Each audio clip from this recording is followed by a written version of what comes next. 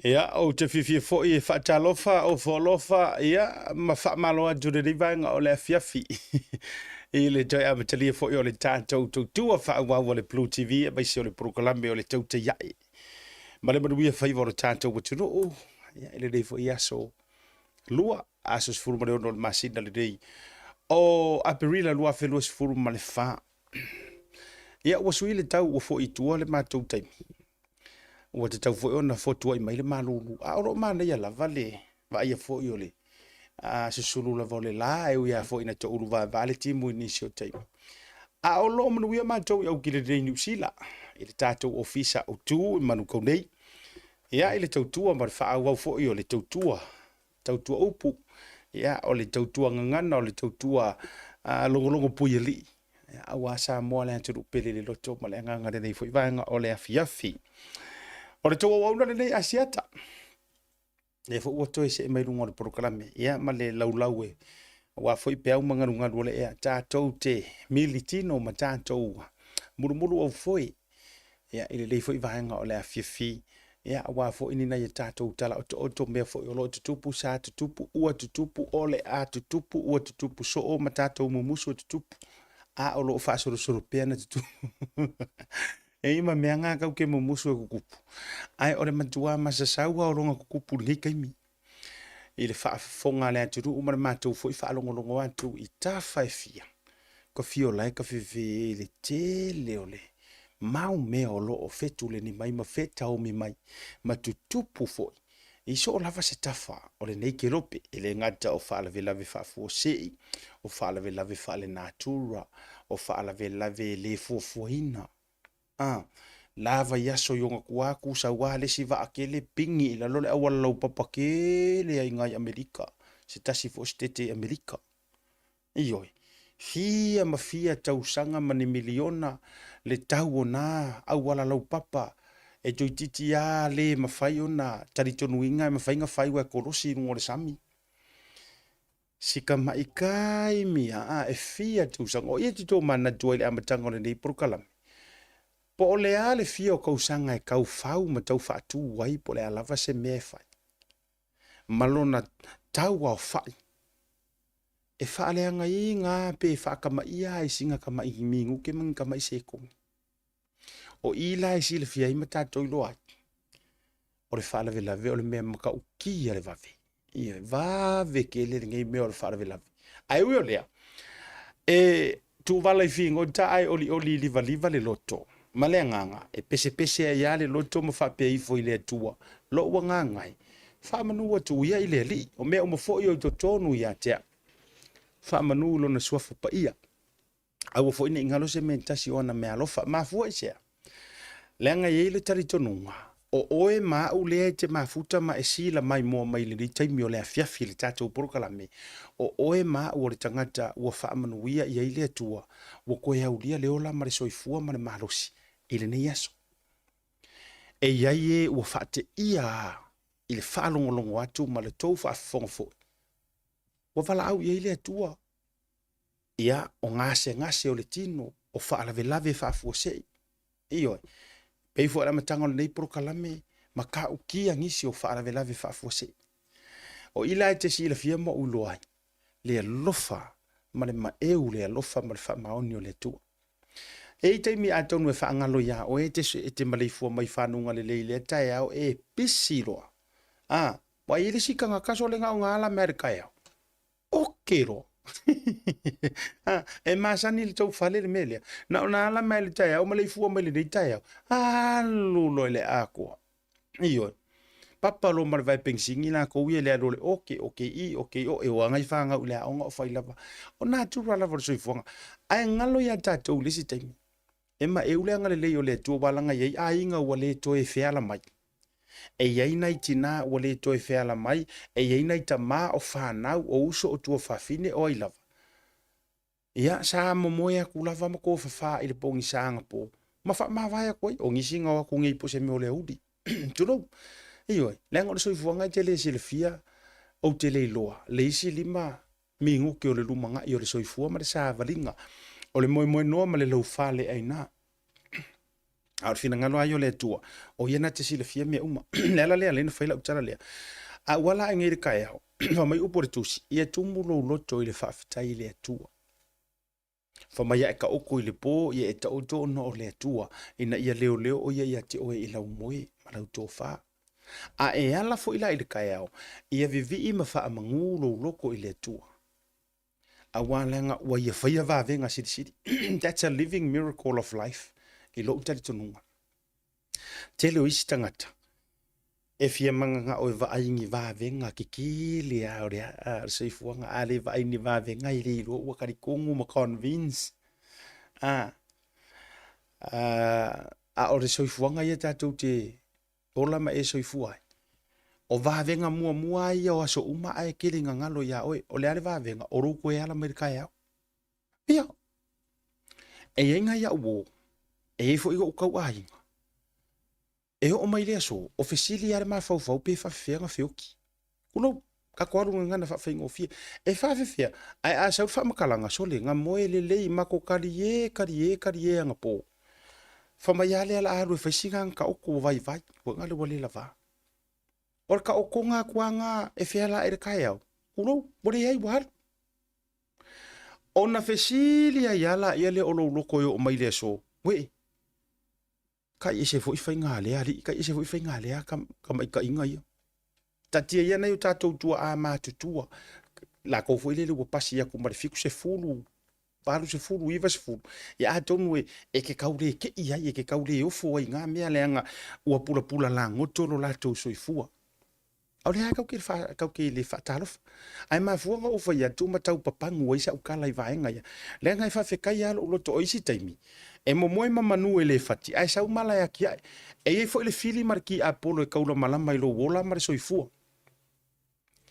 ai fa fetai ai le tu o nga ye kai minga ke lave inga mai ai lo soifua mo lo wola o miracle la nga o soifua nga le o te lo ya u ya so uma ma so uma o le moe le po mare ko ala ai kai au iyo ia oe foi la le mai mo mai ai fia ke le moi le au le mo moi o ko a ngai mo moi iyo le anga o le mele o ia o fa atu mulia fo ile fonga ele au le mo moi o le au le mo moi la e ke le ai nga kupu ai fa la velafi iyo e usu mai la usava linga la exercise ni tai au ia matou way mouth sa unga i way mouth road in Naiman la off mai au te afele a wala alu matou fale. Au ki vai mamau mai lai e mo ka vale leo lu matonu wala a wala voi le wei mouth. Au ki ropo se mea ngai le valu duanga usu. O wala pofo ke mi ngai a lima wala i lunga a makanga. Au ki kiro kunga. E lua ka vale leo la emo. Ai mal ta vale nga le houden lai. Ala waka loka wa hands behind sa oila ukamo for Elvis. Moli. Wa hands behind umara o le tama malteine. Kalavo. Loka ai ngi kai au kai au. Ai ta te vai e tunga le songa menga le handcuff mai le tama ita. E matua ve o ve ua umale uruia. Ai ngi kai au po. Ai ke vai ku foringa ele i momoe. Wa to vai lai le me tu puri mo tanga tai le moi. Iyo e kaunga mo ile po ala ile kai au mo ile po ala kai au mela ku pu au le mo mo e ki le nga hands behind ile yo o fale au lifa to atai au po mela lea fa talo fa mo folo fa tua ia te o to u malava i lungo le nei proclame wa mafua na fe la utala fa tai le tua wa tau le ayo le le yaso ia le fo fa si fornge yaso le fiafi sa ungi mai fo le pongi sa awa o le fa tu sa yo le pongi sa o le oki iyo o kalanga kusi le fa bai tala le tusi awa a o mai le po o lai fa kusa ke foi le ka ko ese ko ala a mai se tala fa tu sa ile fa matalanga o natural aso o le ao ma le po fa mai la ya fai umangi nga ruenga ma fai nga fai a o mawar mala malama awa a o mai le po ngisa ke re ko nga yo a o nga o ke lo le usa mo nga yo le po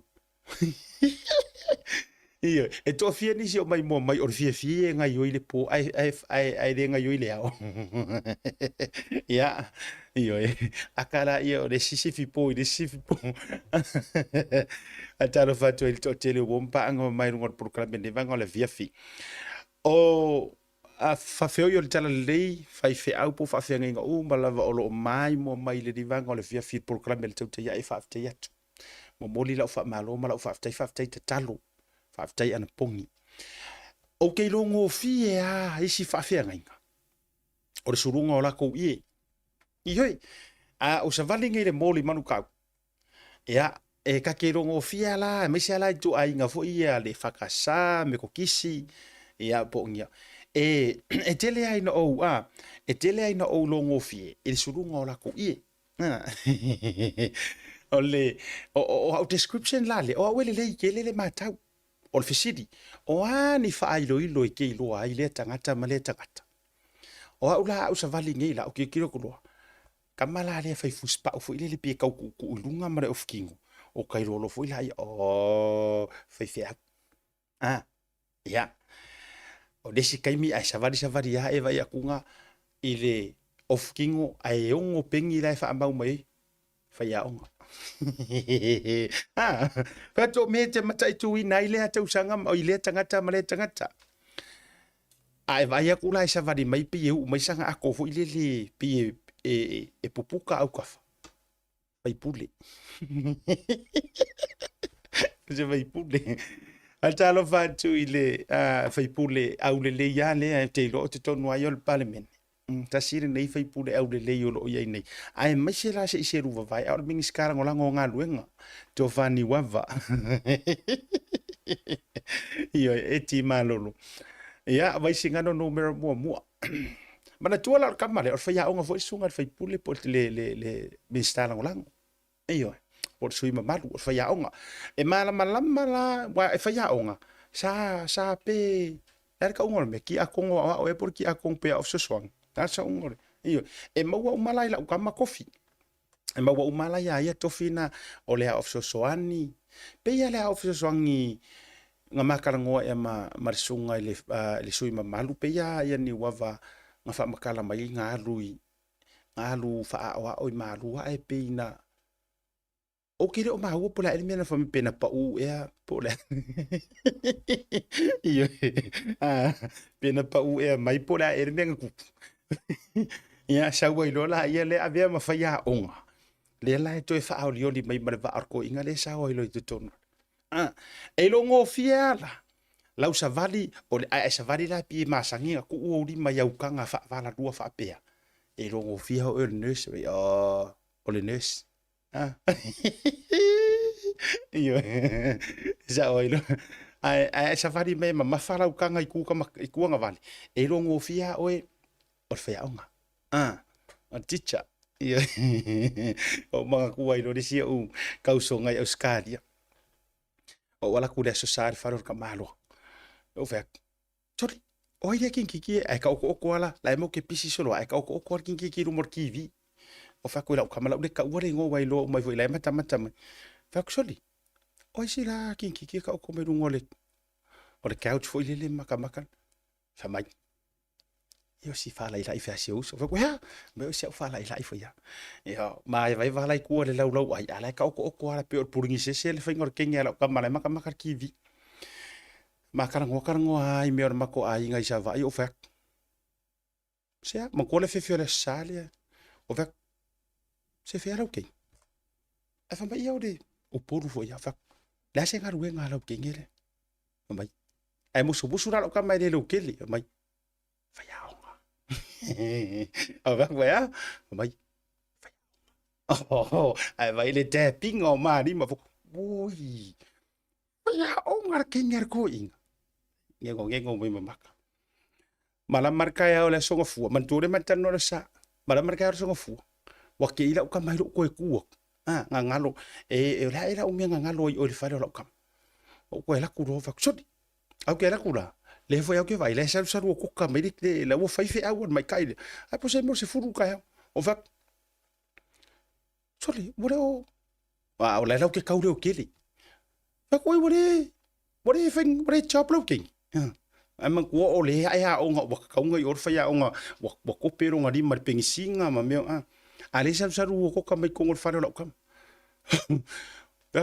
what are job looking ngi ka ai o so mer ka ma ro va ve u fa for ve ko mai fa ya nga sa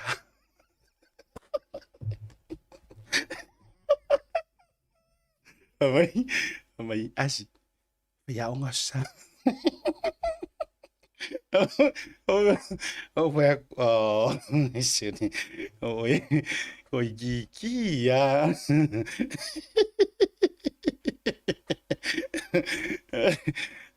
makago vai ka ngol pide va venga o wela kam ya wana ngai aka fu ngai ke mo refiafi o ele si o le si fio pepelo inga wenga ngai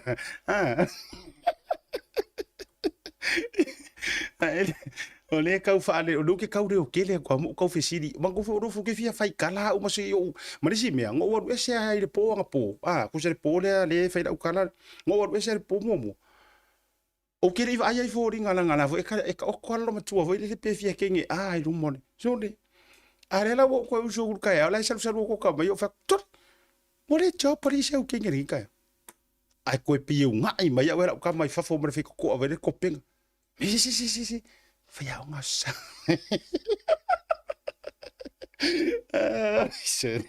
Ya, wa fia. Se ale teacher. Se le Sunday school. Ya, ole faya nga kusa wa faya ka mane.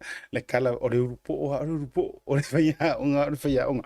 Atalo fatu ya to uma le fio ngala lori e fipule ai silila fipule ai kasi la ka malale e le ticha la ka maya so ya tasile nei leo matua io ka ngoi le sunga le fai pisingisi nanga le ufai ngira ka pisingisi tasile nei ba fio feeling ya le menga ufa ko ka maya e aka ka ngoa ku ai le lima sela wa fe ma wa ma lima sela wa fe ai sa leo la sa mo la fio nga fipule ai silila misio na faltua ya machiko mal fanau mal no falo foi nai I Brisbane Australia o sila kai mi so ifuanga e suia ese ngaru ngai ese se mesa ia sa mo au suia e ro wolanga o nga e ko ma fau le ia o mea pa a nga fai foi a wa aka ko kala ngo nge ngaru ngai fa leo ta to ne ngaru nga o asoia e toru anga ruenga malo o ifo ia fu matangi me le fa langinga lea o tangata whainga ruenga umal malo e ave whalanginga lea.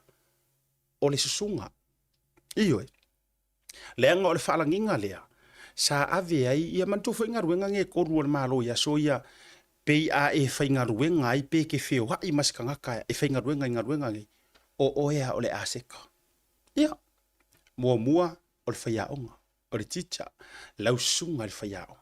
Kamalanga o aso ia sa tele no tu faya o nga ngofo ku mau faya o nga yoi e kau se ngu yoi faya o o le si nga ruenga longa lua o fo mai lau sunga ile li I polita mai tai fo mai mara kamalonga kolu la lea policeman lau sunga ile li malu o le malo man tu ful fasa o ole falanginga lea o nai leo o malu o malu ele o ngia di ima malu o di malu a manga la ai au se kama se fafinge po se urungali I ore ngu ua maua kala ua au fa ya onga pe ua au fa fo mai pe ua au fo I fa leo o kai ua fio whaarua mai Yesu nga ai. Alanga o mea sa iai naso. Pei o I sa whaatilo lau mea, sa whaatilo iai. Ioe, mamatai o le sili anga lea o tau mawhainga uma. Ioe. A alu ngei ke vaaila I whawhinge vo I leo avera ko whaangau pa mi school me uma e whamai. Whea lau kama whamai a policeman. Leo, e vaila iai.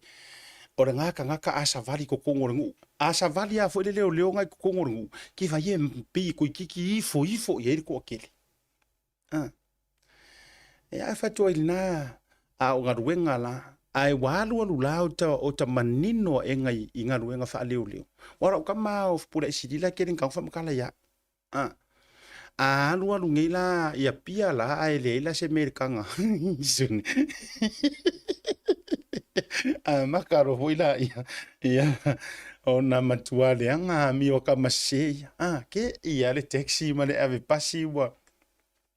Au kafa. Ia falo ai lava kau kilo ai lava le over pasi angu sa ia o ave pasi foi la o le mela manga ia o le ia o le or communication sa le ave pasi ma le leo o so ia aya ka vai ke ko fa pia soli wa ya le ave pasi soli ta man ia so ia aka ki aku ngai lai pasi vai ia ruanga isi fu aya ku fa ku wa ese leo ngai mauka wa mauka ke ringa fa ia poro ka leo ia so ka vai lai le la ma ia kama fo i e mapuloma o ka fa pia kalo fa le ave pasi ai le van ka vai e ave pasi ai ka vai ku ya ngare uma fa mai ai usu mai ka ya ngai la ku le kai office a le umi ang o vai ko fa kalo fa le umi ala ka mo ngo ri fuka lai ka ku yeri kupi pa to nga luenga ai o mea na sa mai ai manuia o le ala wo kara ngo ko sia wo le po le fionga la le f po le sidila maka ukia la pisingisi la wer ka malo ya I Brisbane e o se tali fa taro fa tu fo to tele o to I lungo le tato proclame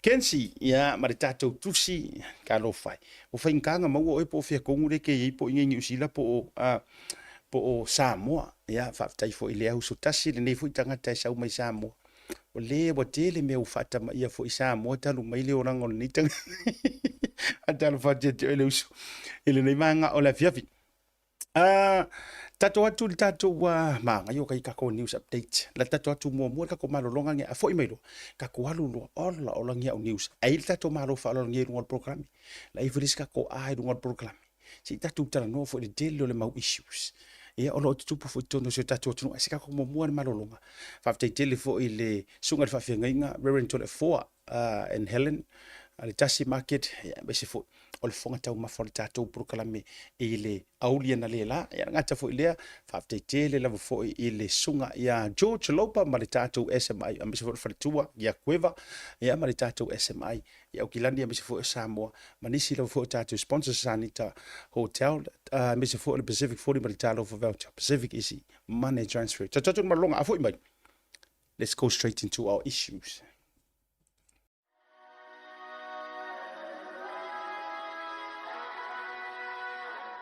O le talawhivia mo e sa mo le anturu pele, ua tatala ina nei au kilani ni usila, mo le taimi mo mua le ofisa o le kampania le SMI. Ua mawhai nei loa o na whaia oka mo mauta malawa raka te lea o whare sa ma whare titele, i si o tātou o tiro o sa moa, e tau lantu le lantu lai au kilani nei. Mo le fausia i no whale, whaatotonga i no whale, e te baua o malawa i le unanga a le SMI i mangele.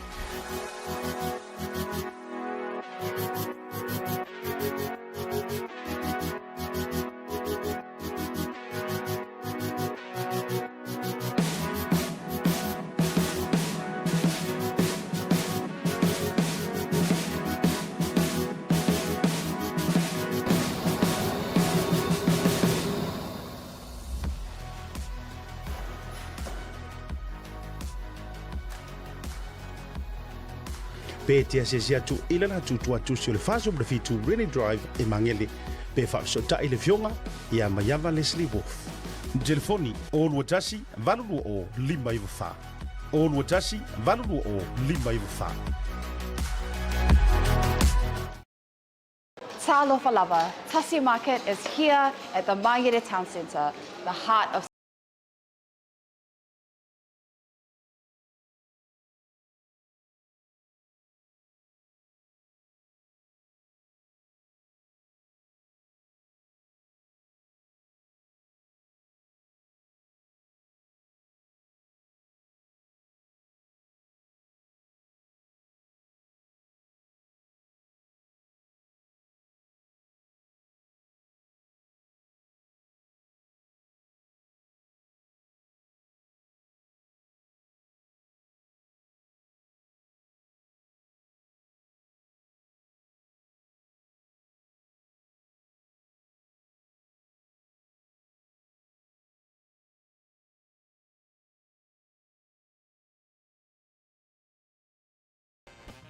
Whaonga le tautua le Pacific East le masina toa Aparila mai e ono marmalo ai whailonga tupe whase furuta e lua se lautala o saunia mo ana paanga.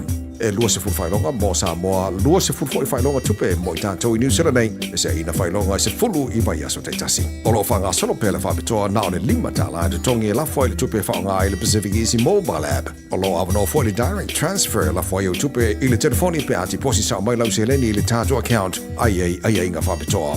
Mana tua e mawhaona tongi au pili sa moa e whaonga i le tātou Easy Pay. Wala au mai lo le telefoni vidi fua o Varsalau o tasi onono mo se la e lata atu i joy pe asiasi o tātou ofise tolu i au kilani o Tara o tāhuhu ma le taulanga whaatau i mangele Pacific Easy o la paanga mo tupe wha momori i Samoa. Taibara wati lea ua te ala i titi lava le afa o le wha i le taibia mantou i au te rondei. Ia, i le aso lona lua, ala so lua.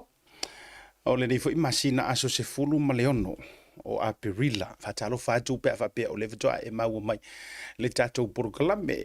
Tapu ele toli niu. So i fōpanu i asiata. Seki fo i le ata. God bless watching from Anchorage, Alaska. Ele nei vanga fo i o le fiafi. Le gata i lea ia o le sunga ia a whanu tanu wasa. Watching from Salt Lake City, Utah. Whatalo whatua i fo i ia i le sunga i le toi ina o mato kalesia Elder Edmund and wharitua Elder Lani.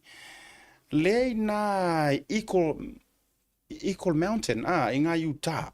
La ta whaunga toi fo i me fo i sea support whai ungore niva yasu. Ia, me se fo i la na i tō whawhine o lo iai mo la tō fo i tai tō lua ma ainga, sa mo tūnga su, me se fo i o le vā ma o tō u ma lava. Ta lafu ma vaenga lai na Utah ia o le tofina fo ia tu mema ia ma le tonga fo ma le no fualo ma lo lava le onusai ia me se fo o le nei vaenga fo o le afia filtato proclame la tatu fasa mo mua i ngiso kako wa update mani so tato wa news ma tautia lava le tulanga le sa tupu mai le asona nafi i se tasi o whaife au, sunga ia Bishop Mari Emmanuel. Ke lo ako si sila mai lenta leo utu ina tuilunga. Ia ua o share fo le to tele lunga social media talof mai le kalesia ina i Weekly Church i Sydney au Sitalia. Tasile nei whawhia ngai ngā po le whaife au. During the COVID time, na sawa e lunga i social media le tele o na whamalosi. Tele o ana saunoanga mana launga uplifting matulanga whapena o stangata foi e le fefe i le tūlanga i le ngā ruenga le tua malana foi tala noa le upufolfola peita o e sea mea wakula i maire nge so i fuanga ai le tua le video le amar kilipi le lungo le tātou proklame ia e vatule lapita inga foi i mātua ma whanau ma i la tau foi e lo a mori mawina pe mai moina pe sila ia ia ina ia labata ia e yaini nai tu mana i vaenga fo i tūlanga o le whaatinoina o le solinga tūla fono le li ile atalea ia por kilipi lea e ono fautua ina ia le fia sirisila ia i pe te fia tangatanga i fo i lava ia i tūlanga o vaenga masani whaasala launga ai sisila mai o le mele tupu o le taimi o lai whaanga solo الدرسن تخوى اشقيلو قم تريشا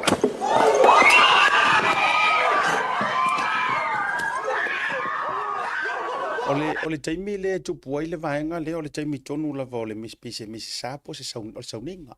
O la foi la e live podcast le taimi le na o la e whaasala lau to usao. Ai sa vali a koele la ikiki le se furu wongo kausanga. Ma whaatau nuu leo se whainga lea i se tulo, i se naifi. Ia matau mawhai e whaao o ne manuanga, ia po le alawa fo i le tūlanga o lona ma fau sa iai pe whao fo i le oti. Ia isia au na le tua so ngar whawhianga inga po o Bishop Mari Emmanuel o le talafia o lae i le mauta ngase in a stable conditions ia le sunga le whawhianga inga ia sa lolofia tu le niso le kalesia matau mawhai e vavao ia matau fiofi le laikiki lea ia masei o la vel taimina taunu o tuai ia leo fo i male lato fo i au nanga e pei ona wala awina. Ma e o mai le taimile ne ele o manofo le leila wa foi ia le pitonu lea o sini Australia. Ono o tūlanga la ua whaalia ua tu inatu i la tele ia le whaangau le malia o le to'atele. E le ngata o le nei pitonu o foi e alo lofa i le nei whawhia ngainga ma tūlanga foi tau e kalesia. O le vaenga le na le ua tūla i mai. Ia talua i lava tūlanga foi o le ita ma le ma tūlanga whaafhailo ngā lanu foi le leo lo whia ngai lava ma tātou le nei vai tau o le soifuanga. Ka alofa foi ia isi ia awhape foi o le mafuta mai o i sini wai to tele tātou Samoa i lunga prokalamene o le papa au sini Australia. Awhape foi o na e te si la fia le whaafitauli ma tūlanga whapena. Ia, mailo saonga le mu. Walanga wo vai ko isi video ia au mai lunga i tātou TV Channel 7 ma le 9 Australia. Ia ua whaasoloa e ngai leo whainga le fia ka ngaka. Tūlanga whapea. Ia, ai whaafitai ele oma weli soifua. Ia, wo o kuare fili ia, o rei miringi, au vaine le issue lea. O i tātou te iloa ai. Ua sao o ale fili, wa loko e le se kala ko inga a whaiwhi au ia mana i to ina, wa loko fo i maraki a polo ngai keimi. Ia we vai o ia i ngai kanka le maka umare le koe e ai latu ai to tono ole. Ngai kampai kiki. Au se tangata o le known, o le tue vai tunga. He's known in congregations. So in other words, o la ai masangi ai o le loko polo me foi au ai lava po o la whengare ngale ai lava. Ia ale o tūla i mai ai, ia ale tūla ngalea. Le sao tō mai mōm sila tu i Samoa. So o lava ia singi e fau mai la le vaenga le, a o tuantu lava i le whai ungo lava ia so le na tēnei. Le na tūla i mai ai, fo i se matua whaalave lava fo i o whaalave lave tele. I nai se tasi o shopping mall, Westfield Shopping Mall i nai sini lava fo. Ia e ta uo le Bondi Westfield Shopping Center. Le fo inga ia le tangata fo i na savali ai totonu ma matua whaata ma ia ala mai seanga e se po se nefi. Maalu whaasoro atoa, lana tatui vanturu whaafonga le atunu. Orka ngaka e kau waku iai maalu whaakama ia kankale. Le ala ua whaamawina i le maumawai o le soifua, o ilantou e to ono, mai le amatanga sa whaamawina e to o lima. Le to te sisila mai ia yataia. Ia ai la mare sainga le o whaupopo toi po le so e ana na fina whato a mali wesi sainga. Ia inei toi ngā whaalawe lawe whaapene. Ioi. O le winga lea lenga whaila ukala.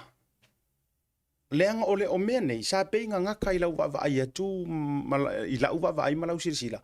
Peinga ngaka i tulou Amerika, o aku ngu foi e Asia, Europa, Middle East, o le mele ua tele le teimile nei, ua mausa lava, i atunu u lea ua ke lea i kama whanga ua Samoa po tātou le tunu, au se kālia. Ioi, e fo ilisi whala vela ve peiropo ua tolu whatau sanga taruai na tula i mai o i West Auckland.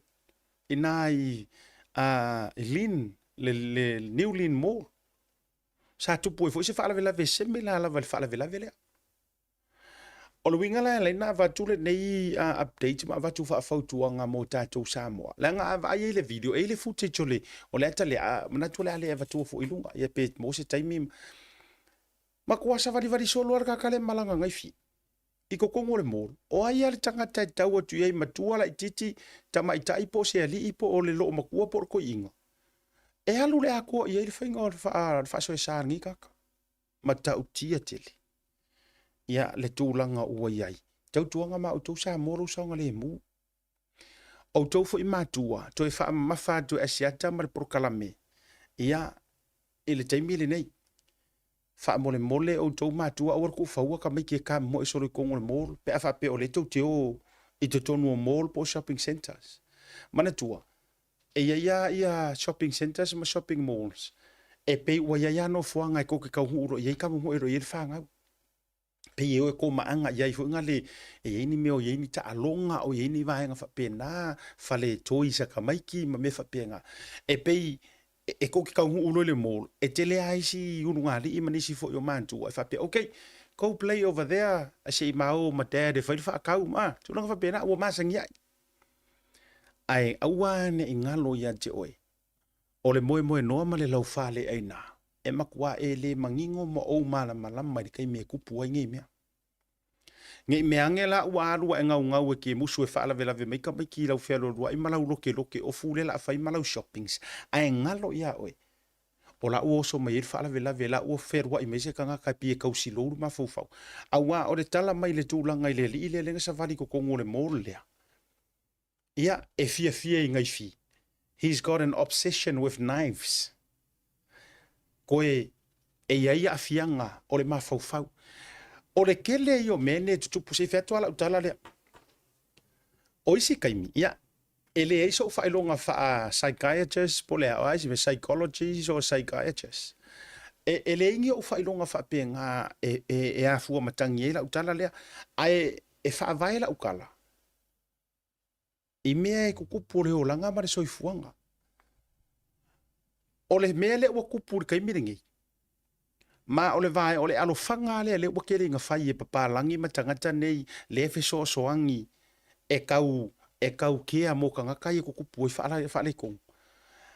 O le alofanga lea e tau whamai o le angan mawhawhau. Ioi. O le alofanga lea e whamai o le angan mawhawhau.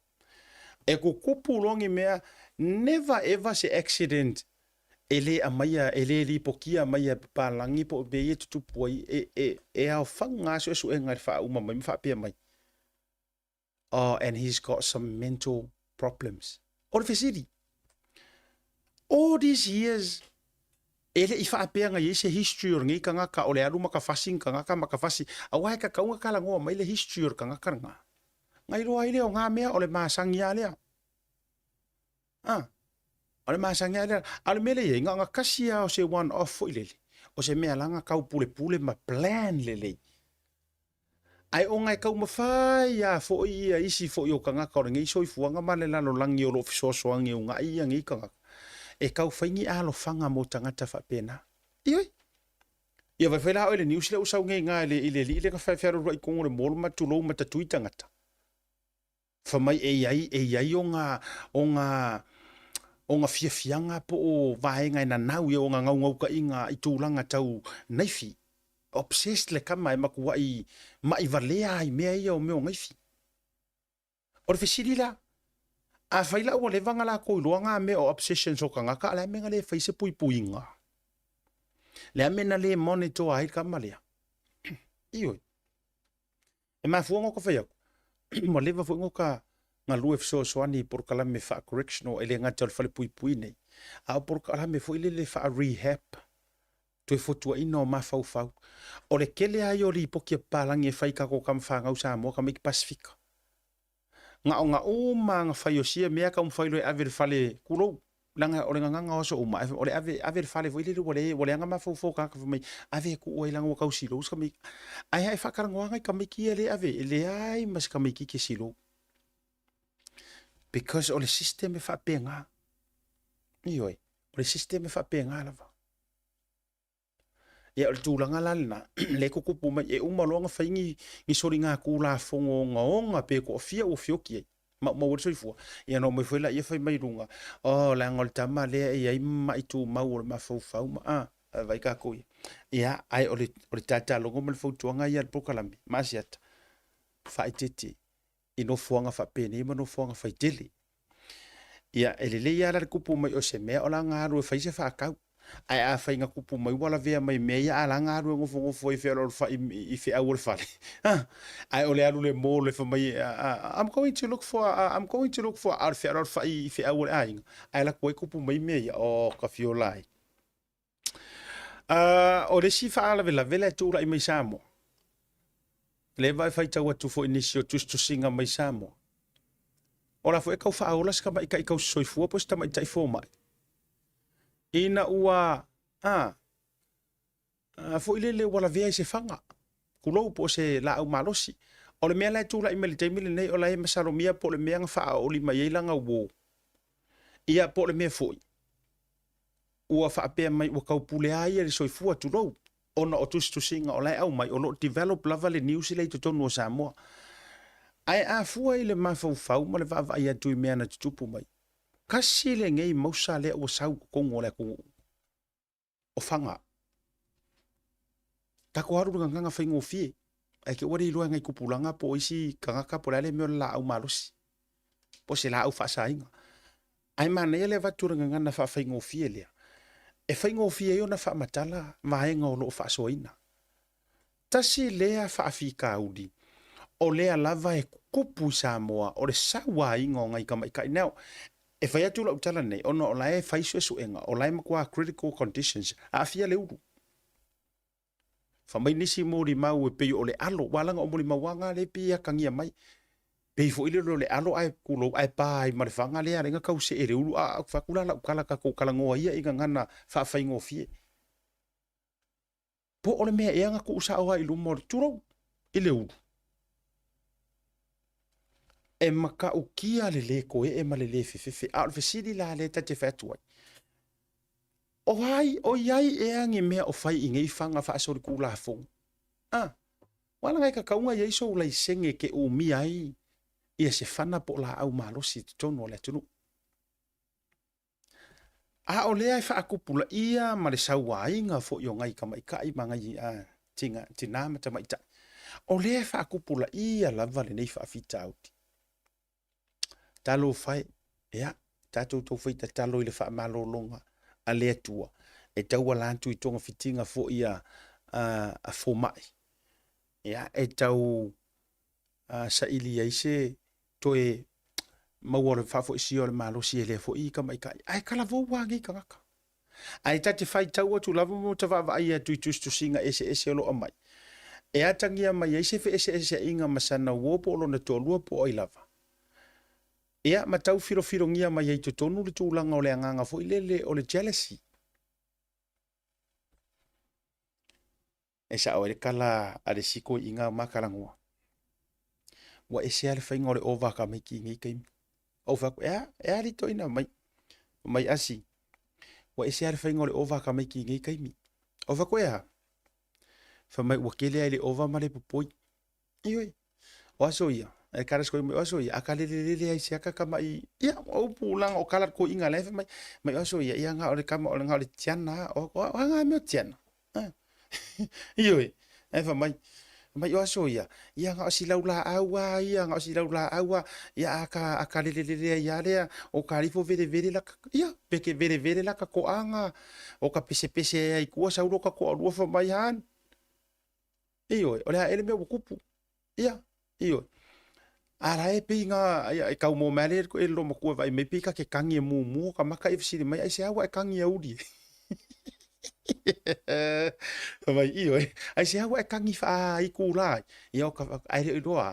Ia ola e o sia ka a ore kai miringi.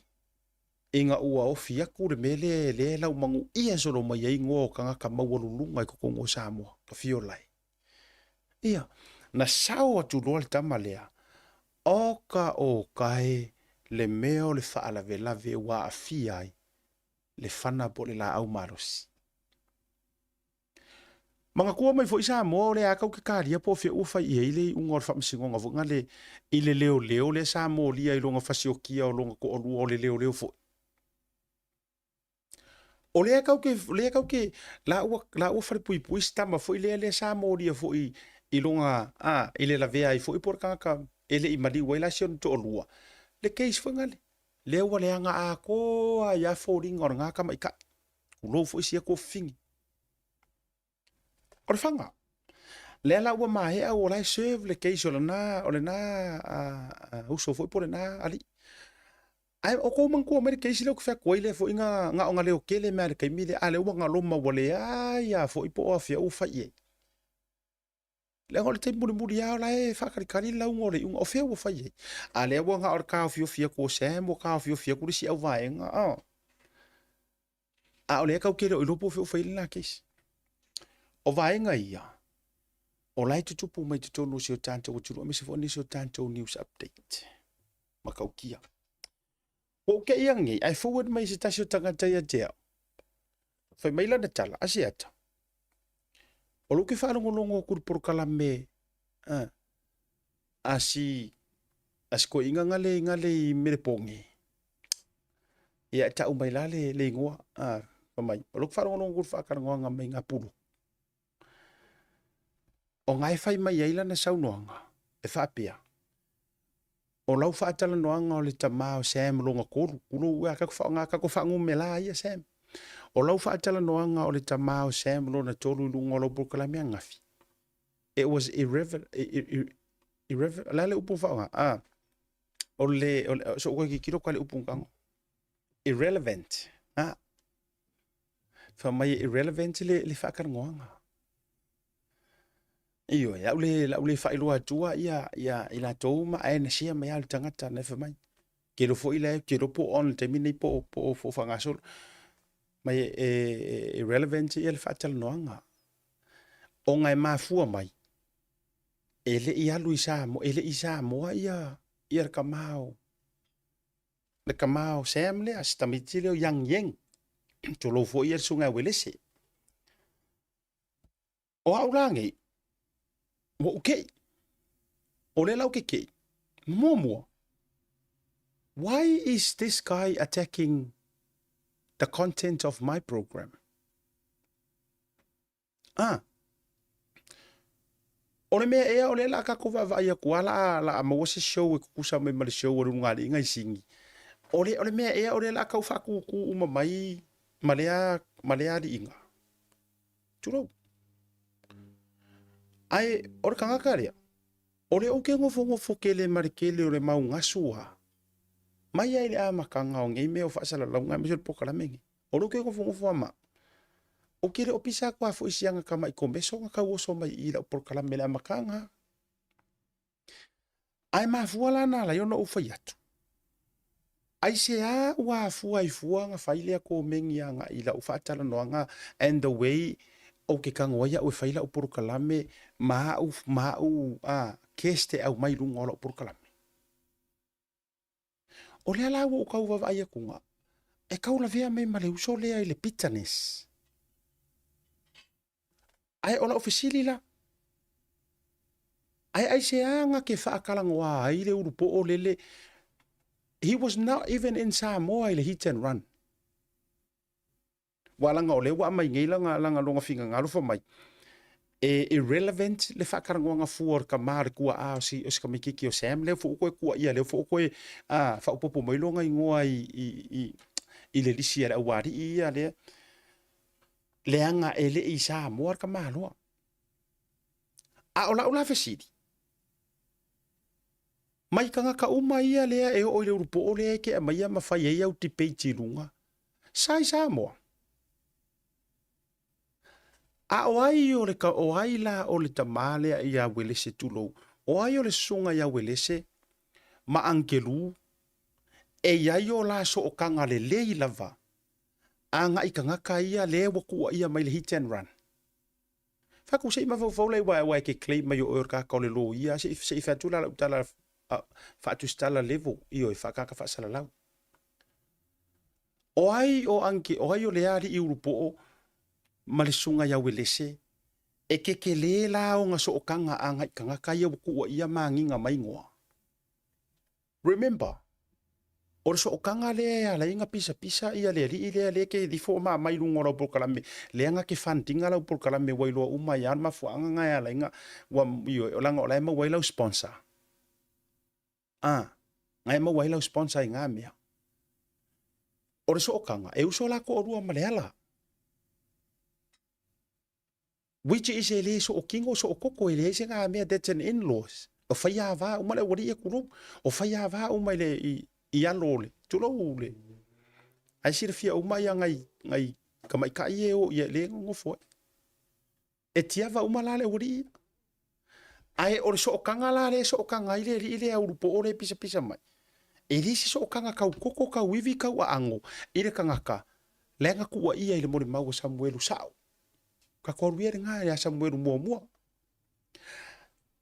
a o welese lenga o amayanga ngafi o longa kali i mongi anga ifo mai lona manava tu lo le upu e toia tia umale whaafonga le tunu o longa kali i mongi a le ka mai kiki le fo ufa sanga ia isi kua inga pe Samoa pe le Samoa a fai e ke alofa i sau whangau po fea mea ngai ke ngofo ai ma e whaau pe ai.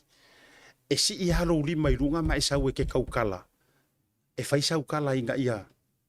Ioi, e la vea I lo wakali I le mea mongi ma le mea sau.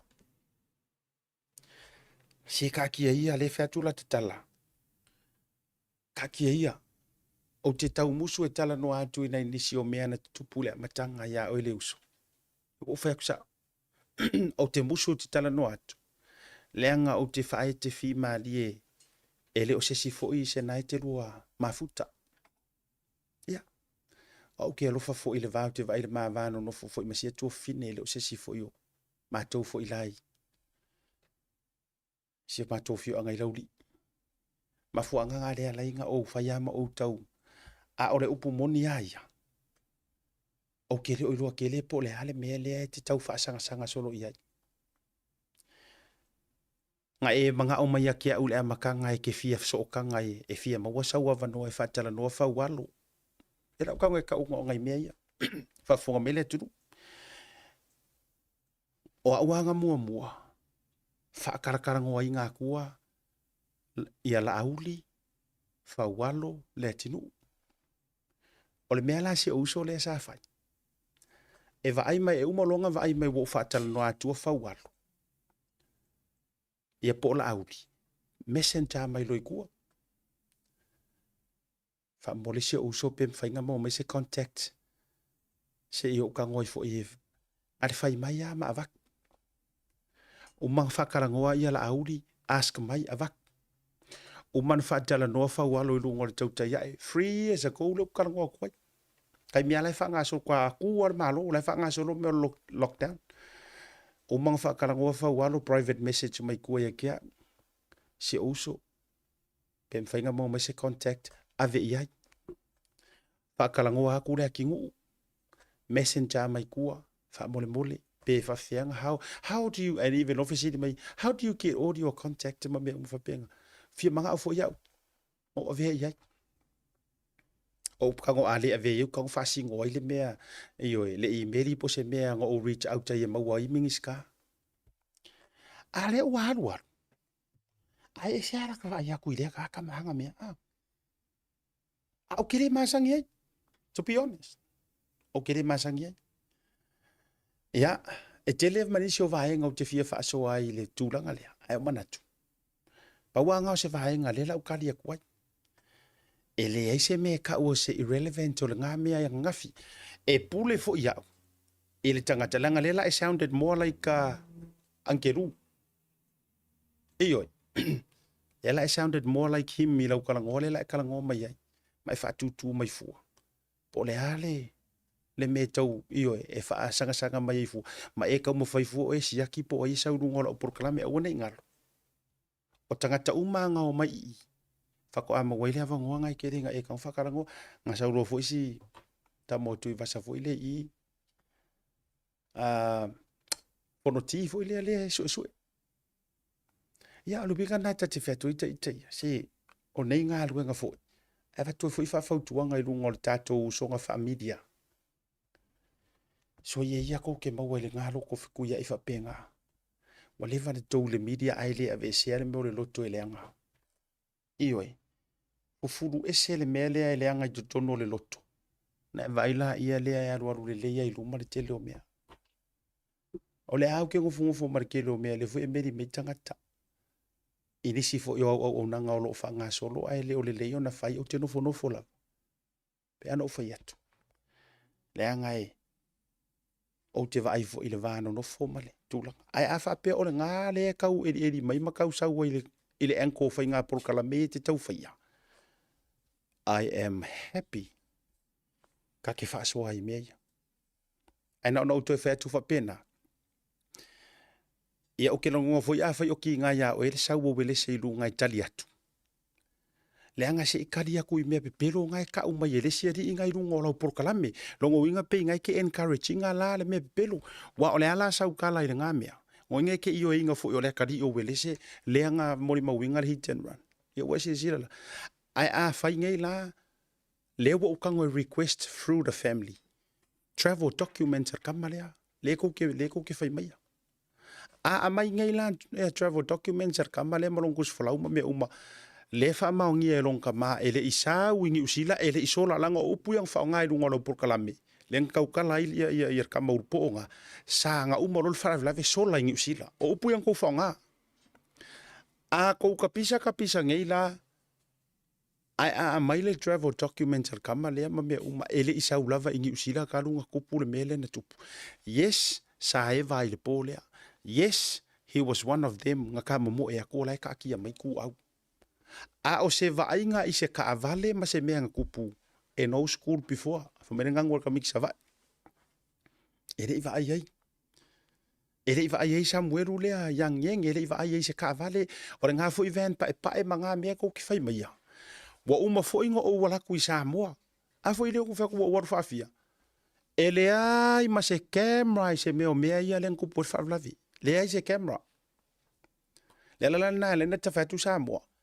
O ke le ropo o a factory e karango mai ai por ia me ia. Ke le mama lama. A ye se fara olo e mau mai singa camera. O ki a koru se lau fa se lau lima se lau mika away. Mai le mama o mai le mele nga ku por fa o fela le o so mai ai fara olo le fa longa pa. E ke fiu e su e se vanga wongi si koso singa pa ngi kaimi. Ai me se ngamia. Ai nga se uma ya ma fau nga o kangaka. Ile au mai ngol video nga ngapo, ile nga kai mi. E o yo lea. Na ngole we lunga ta to malo. Se fa se ma fa so. A ta to malo nga foi mai. E ona fa filo ile o le fionga ile fascina. Io e. Wa mai se nga fo ia so ile to mo se ma tai mi ma le fionga le tole foa. E a o le fionga fo ia vui. Ta tu tala no il tama santuala le ainga santuala. Ya tatu tala ro fo I ya I to o maunga manu o sala ya e uma tatu fa filo ai ya le fionga to le fo vui masina I lungo le program pe ma tatu fa salon fa business ni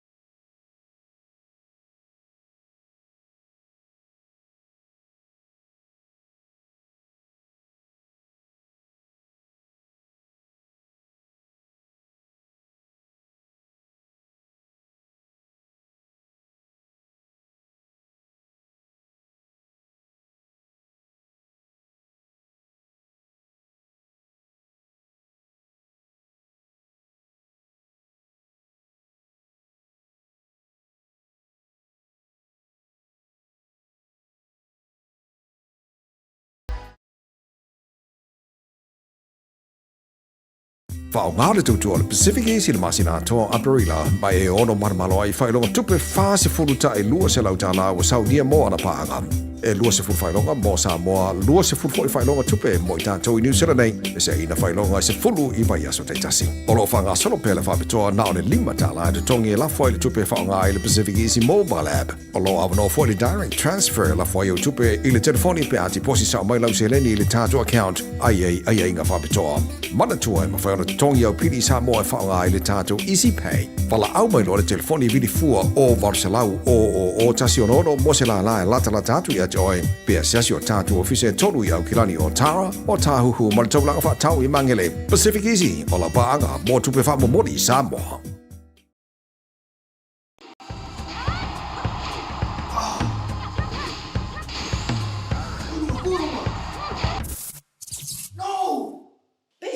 Uma que esposa. Salve, Marfia. Ai.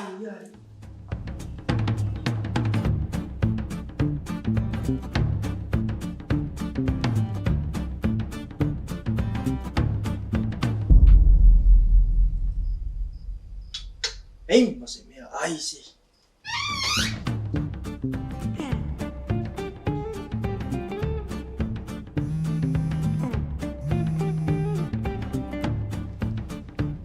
Halo, Ango. Soli. Ora me ke manga o ruku ki ama ka proka la meri e ko viri mai. Pole se koma. Se Sin me sin hotel for have chama le si top up. Oh. Mapawale or kay me kay rohay ka umaya or kamanga or kay me evacuate top up por pau. Alam mo kay umar nga pau. Fefeheri po ay nga roya pau. Iya, moli. Fa o mi singa me si fa ka singa me yo le moli ko mga. Ya farong le may oy si wakari. Elingi me fa ova por me ro ko ova yung. Ioi, ale la top up ko la kilo fai mai or me fai online e va be ro fai. Le la ko pe ko munguri am kar po kalami. Mai alo ka u mai ka ko next to nga u fa pa u ma ko mara ko maka mai. Fa ngai la unga le Pacific 40. Mal talo fa va. Wai do. Yo boleh. Okay. Iya, lenga. Wai farong mai. Ia fala ia langa la fai kurso maka mai show de fai la ko fa la ulo. Ia ma fa la ke le fai ngole unga ngal Pacific 40 mal la ku ka fa va. Six. Stay do. Ah. Le Pacific 40 iso se tafa o Samoa. Wo fa faingo fia nei nisi o nanga e pe o fa taunga. Pili o ka nga luenga manisi lava o loa mo Samoa. Asiasi nei loa le lato website mo fa nga inai le talofa voucher. Ah. Le Pacific 40 iso se tafa o Samoa. Wo fa faingo fia nei nisi o nanga e pe o fa taunga. Pili o ka nga luenga manisi lava o loa mo Samoa. Asiasi nei loa le lato website mo fa nga inai le talofa voucher. Tai bole watile ua te ala titi ala tu la lima le tai me mantou ni usila dei.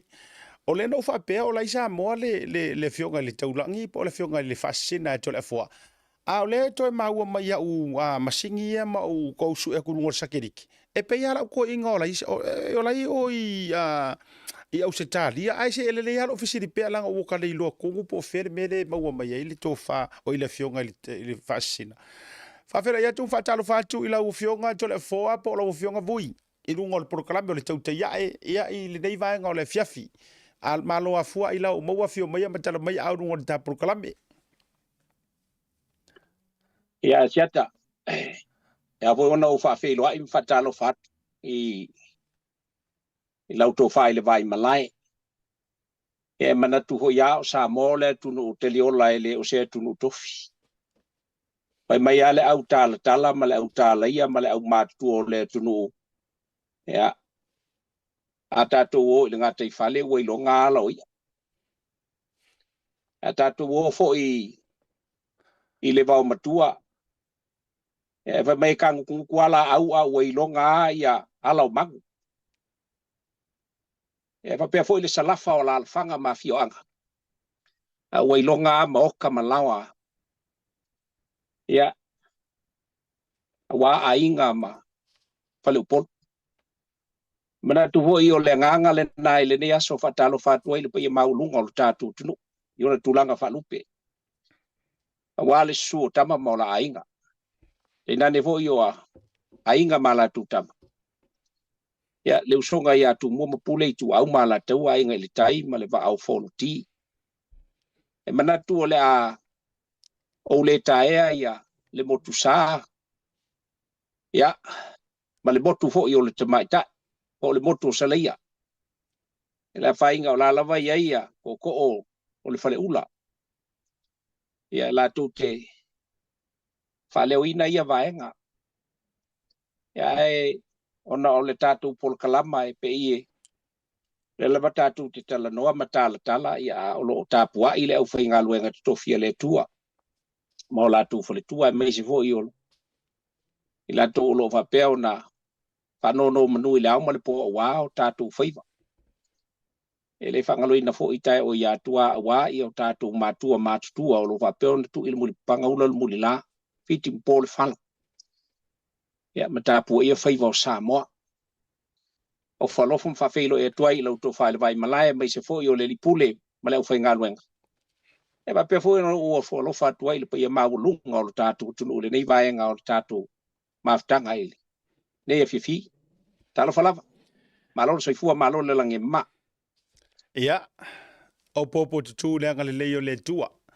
Si va tau fa I lungo le proclame le tau te iai. Ia, malo afua, malo fo I le folau le dei aso matango fie. Ai lau o maua I le ngale le yo le tua. Ai o fele te ia le te bile le o fio vui ele le ia fo ile mo langa o unga u fa pe o le te sa mo a wa o to vai tu le fesu ia inga mai ngo o la usake di ke pe o me o le ke au skalia e fo ga ina le va ngo le fe firu ngol ta por kalami Malo matai o le o te sini. O le usa vali le lua vai aso maso talu na I sini nei. E voi vai nga na leo na malanga mai ma sa hui fai siaki. Ia se o mai fo tina mal fanau. Pe o le nganga le o mai sini nei. Le anga mo mai le kau mau. Ya na la tuale fa le talata ila lole. O le tuai te mi uma. Ya wale. Tulanga foi pe o na yai. Lo tato tunu asiata. O le aso, ia walanga o langa o le wa isa uno nei le foi le fai ma se toi o tu le ile tina. Wai ma sangi tu langa foi le o le away mo le tele foi o se taimi ma tu langa ia wa ke lo nge yo po ele ma fai mau na fai le mele na te ro foi ele ma fai e visi ma le tele ha foi yo foi le ngafta foi mo no nei le ma fai na fai le toinga. Ai fai na tau tala mai o le ale ma fu anga ya fu ina pe fa lo tele a o ile umi vala foi martina asiata ele o se tala e avane ia tati ia le tulanga foi lele ile vama le tina ma le fanau ai atala no lo ile ia ile tunu e Silvia foi asiata e tasi alfa mo na le no tu wole le tina ma le fanau ma le ainga ia mana ita mo foi vai foi le ia tunu e kasi alfa nga sai ai ole inga ia ave ese foi nga malo o ia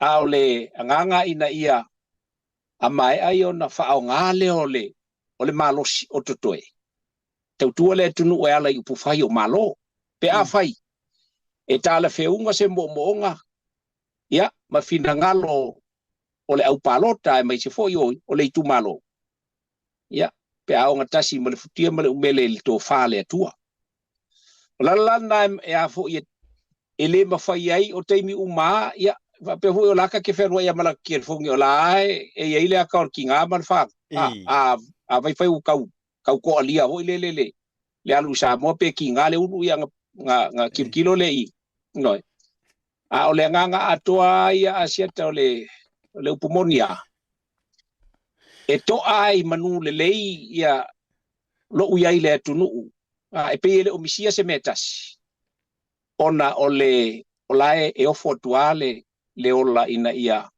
la se tu langa ho ile pe ole te tu atu I fafo mai ole maota ala ke kua kwe e fa le wal ke mai le mai le fa ka lo ya wane I le mai le fa ai le se o kuku ai pe ole nganga le asiat ya la o te fifia o fo ele o ngo kausa de usio wa te amaleona te usanga talo no tatu le ngang falo alo vavtai yo le mafu angana na le na pute tau fesili le anga o le fa tu mo win o lo malosi ma le fa fu le vai no lo soifua ia ole ali io e mo wale malosi vo ile le isa mo I la va ia tu ia ai pe va ia tu te ai malanga ia Australia pe ko e fa fu winga io ai va ia se isa mo lo tu ma wale le malosi ma le tu langa va pena ia ai wi fa ta ile ai ole fisui ingol tau asiat ia ai ole fisui ingol tau ala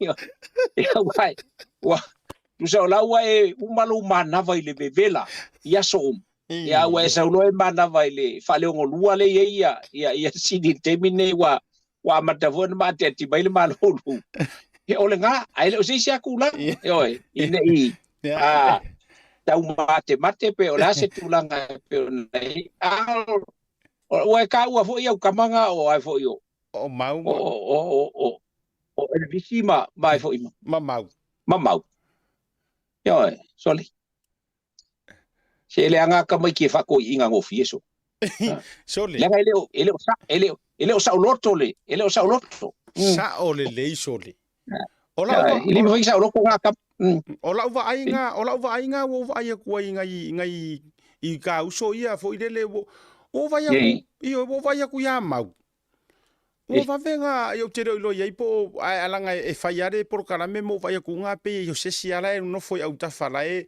pe ka ua ku anga kala e fai ma me fa pena el na tonwa o lo ho le benga e kamanga e pe yo la e le remote foi Wala yo kanga kaola a foi o kanga kaola e remote ele kala e fai e remote ele ngai o inga e fai e remote foi ele lava vai no vai foi la foi le wiki ara o kamala sa ia io la fa tonu e foi el tinao le ainga e fai matango e fai si ona lauruna e masani ona fai ai io le fa tai la leo le to molta na e mawale fa taldoanga o te fi mana o ta amata mai I so fina ngalo ina maka upule wanginga mai sole wo kolu sem wo tolu sem e nana o mana o fo ile le ona o ta ua tele ni ta fa so lava mai le amatanga lava fo o le nei mata upu ina ufa to asawar ka mo Samuelu mua iyo i lungo prokalame na e inei fo ini usila tatou fa soa fo manisi o loia manisi la tangata ta waloa nei e winga lava ile mori maule ale tamo Samuelu momo peka o le nga ruaru saule si Samuelu tu lo wa maliu le nga au mai lava fo ile au vaenga lava ia ale walu alu fo wale ya ku se fa mo yo wale ka u fo singa mori maunga mai por nga maunga la ku fa ale la o saule mori maulo na tolu o tolu o Samuelu a ole asa o e matau fa re tangata faito fa ile fa makalanga mainga ole mainga o si Samuelu le a ole na talia tu si ona tu ai lungo lo fa tanonga le sona na fia vuita amatai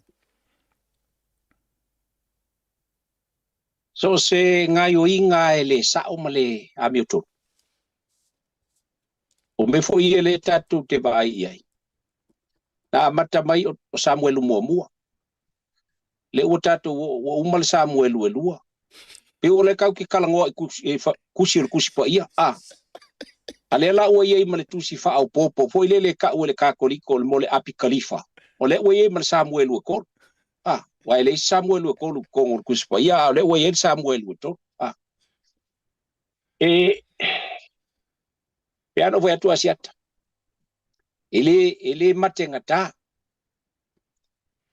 masalo au magile le Samuelu le ai ku la mai ele la tu mana onga wa ka ku vai Samuelu fa e ala ona mafua le na ona la tu te loa ele ai mase me tasi o moni o la tu me la fai kai pase ke e ai lo okay asata ele se tala abane ai e ai lo okay ole vai nga umale makamai kia ya ke le lopo la la ve ai le si vai nga le o hele ia mali sa utala no yai ole fam talanga la na mai o la tu masa yai sa faiale la ko vai o ala la tu fale va uma pita mai fa se le si tu wala ia ile mela vale sa nga ilunga mai ale tulanga sala vesta e tal no mai le ata uva tu le vai a fie a wital no mai ata a fie tal no alu tala no ile polo kalama ua amataina me le mata upule nei nanga le au nganga ko fa alu fesa sia se kala fa ko sesi masesi ai alu tala no ai wa alu famelan lantala ya te anko se o mako ka fa ul ponga fa mako pele swipi mako fo fa kala masangia ke wa alu ke wo pe ke fo me lo le la alu ai o matu te ile fe ei mai o kanga kau o matu alu le leitio e fa matala ile leitio lena ya le la o fa longo fi ala na o fa longo na fi ai ta mai si tama ia ole o nisi o la na fa o lo natali mo na tau songa ia ma na wo le o la tu wai sa ye umal pole e fa maunia mai fo ila elo unise ona lan tama le sa ye umali o pole pela no fo ya tu asia talia ile fisili ale uma mai Samuelu o Samo ola uma ile vaenga le pe a fa ele tau ale mela manna ai ole tele ole la tu nga yo inga le fai asiata o te ofo ul matanga lu nga leo wa kaulonga lili wa kuloalo arrest lo mala wali ilenga abakua maungi ngā tonu lava sole. wa te taulona lili watu leanga a fai e moni le komisina o leo and this is my challenge to the commissioner of police a fai e ke ami o kongu mau ko ami o kongu uma. This is the time for you to arrest whoever the your informant is. Wata uma mai nai le matanga lwe. Wata uma mai nai la wafionga le komisina. Wata uma mai nai ia soa commission officers. Itu sai o le vaenga le ne. Ko kiki au nga ulangi aku leo Samoa. Ia le awa matau tatu wai wa makanga sau i le ngada Britania ia fa matalanga o me le case leo tamale o a fo yo. Yes. O si kamikile o maliwa. Le wa sau le ngada Britania. So o me la ia te tau na fa ai tete ia. Ai fa o me la fa matalanga. Se wo o kai mi wa ka wa yo nga step up le palmia mal fa nga malo. Ko ile afo ile ming skau leo ola el mele o ele fai a o e ngi ba be lenga wale mali e le fa longo le tunu umal fa fo nga Samoa e ngalo ya lato o le fai o salato nga yo inga and this will be a big damage to the government. Yes. Ubumoniale na ai tinga tu ila maloto tatu ne sa tatu tinga ina mai il fai nga mal ka mo fai mai nga nga to le ne ia le nga fa lo ke fa mi lo kal al kala fa mo ia e vale ya ka nga ia fai mai ngi lu kwa vale ya le nga fa lo Malo fa tai lo fina ngalo. Fa tai lo fina ngalo mani no lo fina ngalo mala le fo fa fonga i runga lu fa fonga ma wala tunu. Moni ma fa maoni. Ole upu mongi lava la ufionga vui va atu fa fonga le tunu. Se wa kauki nga ai maloko ia mea. Ole wingo la tatala. O a fai ole ma sangia le kulo. A fai ole ma sangia ngei oku ai nga moli mau kanga kaleo la un makanga ruenga leo. Ai a fai fo o yeisi nga fa akua i nga lava leo o ngei ku ai nga mau. O ai ngei leo e fai ngei so enga. O ai ngei ku ai nga leo kulo. Se ka ke waka ko tulo wale fa fonga Samoa waka ko lo uma pepero so fuanga ngei. Nga maka mai ko kongo kako a inga e ka ke kau kamia ko ilo le alo kamama ro kinga pero mar karasao. Ore ko inga sistema fo nga o ai ko inga ko kongo fa pia. Ai le leila ko kongo a inga e ka ke ia lu e yo nga yo ka ko ma ku ya o nga ku la fongo ma o nga i me ke lo ngo fier pepelo. Ai ka si arva ia lo makua mar ko inga la fo pepelo mai le ile ola e fi manga o se kupe mar. E nana o fa ia tur fa va fa ngo fiele pe na e sa unoina. Ele anga o mai fa makala so o mai ngi kala fa mai ia ofisilina o fea o fa ia si Samuel le nga mari ukulo wa ainga o sitamasia i vaikeli o fea la o fa ia ile nga Samuel le nga o mai ngi ma fa masia si mai le ainga o sika fa mai wa kangi ronga ko alua tu lo maka ukingo o wa mama ile la fa me o mala o fea la o fa ia nga Samuel a ole ngai fo wa ko create le sisa o ifo o te o fo le mama o ia kanga kai o mai nei mau leilanga e nana o fo yat o me fo le maua ile soro mua ile tangata ile se media mele mau walanga ele popole ia nana o fo o tangata le oskadi rupo e fia ia sa mai kara fa akupu walanga he's not a professional media person o le wing all out tala I would never ever do that. La wafionga vui. I will never ever do such things. Okay, lo foi o le media matua. O toia na sainga ko inga fola fa media. E le ma fainga ko li poki ngei mai.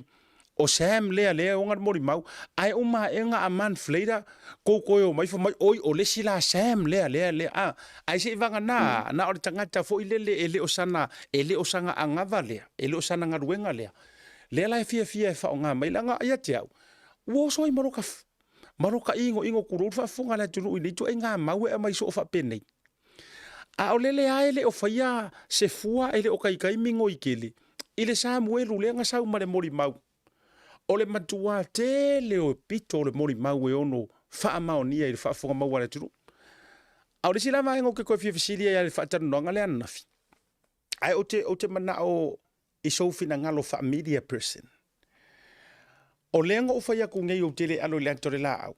Na sen mai e le tangata ia te au le live life atau nu ue. Na whana ta ua ie ele whaasara lau fo ia pulo tutulo langa o te ta ua ono ola na tala na whai. Ma ta ua i fua lau whaatala noa ngafi maritua ao si tamale o Samuelu lea. Ma whapea mai eila na tala. Irrelevant. Ele e kala whea unga le mai fua o kamare e whaakala ngoa. Leanga ele isa amoa. Wa fa fonga i leto inga pe a fa mo fe ngor kala ai mana tua fo o leo ke fa mangi ngoa ko fo i ka ke le isu e vale pe yo me e fai o lena reach out to my lover sitama o nga ua fa alongo aku ua makua sai rua inga mai nga le kamali anga sio nga kadi i fa karngoa nga le wori ia le nga fu inga fia sau fo i lungo por kara me pe ia na e sau no vui lai loa u mai tangata o por kala me ngai nga ma fu inga ma pu e lunga iyo na patele i lunga de tala lea whaftai a fonti wa o yana mua tau a maiana matau ai ole vakunga i lunga i le tau tai aena matua sala laua i loa i le lalolangi lea langa koe fia mga o yar kua ao Samuelu lea yang yeng e sau i le porkalame le nei se i kali aku ma whaamanino le mamao le ngosio na tali i ele o se mori mau kukur kama sa iai le po i le vanga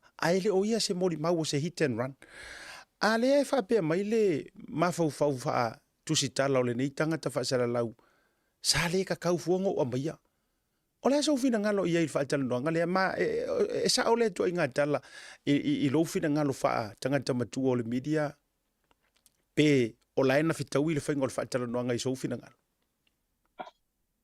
na lo va te asiata o le baenga lea o te ia wa o na o la sa fa ia te a wa la ia o te si sa wa ia kanat pe fa feo nga le nga irrelevant le ia le afo i le fa mtalanga le ele o anga i le fa makalanga fa pe mai le kama a mea o ia o se moli mau mol case ila ule fa longo ai o le sau o le tama na sau ona o lana talo sanga ona o le bainga tonu ale wa e sau no ia ele so il kai melange asia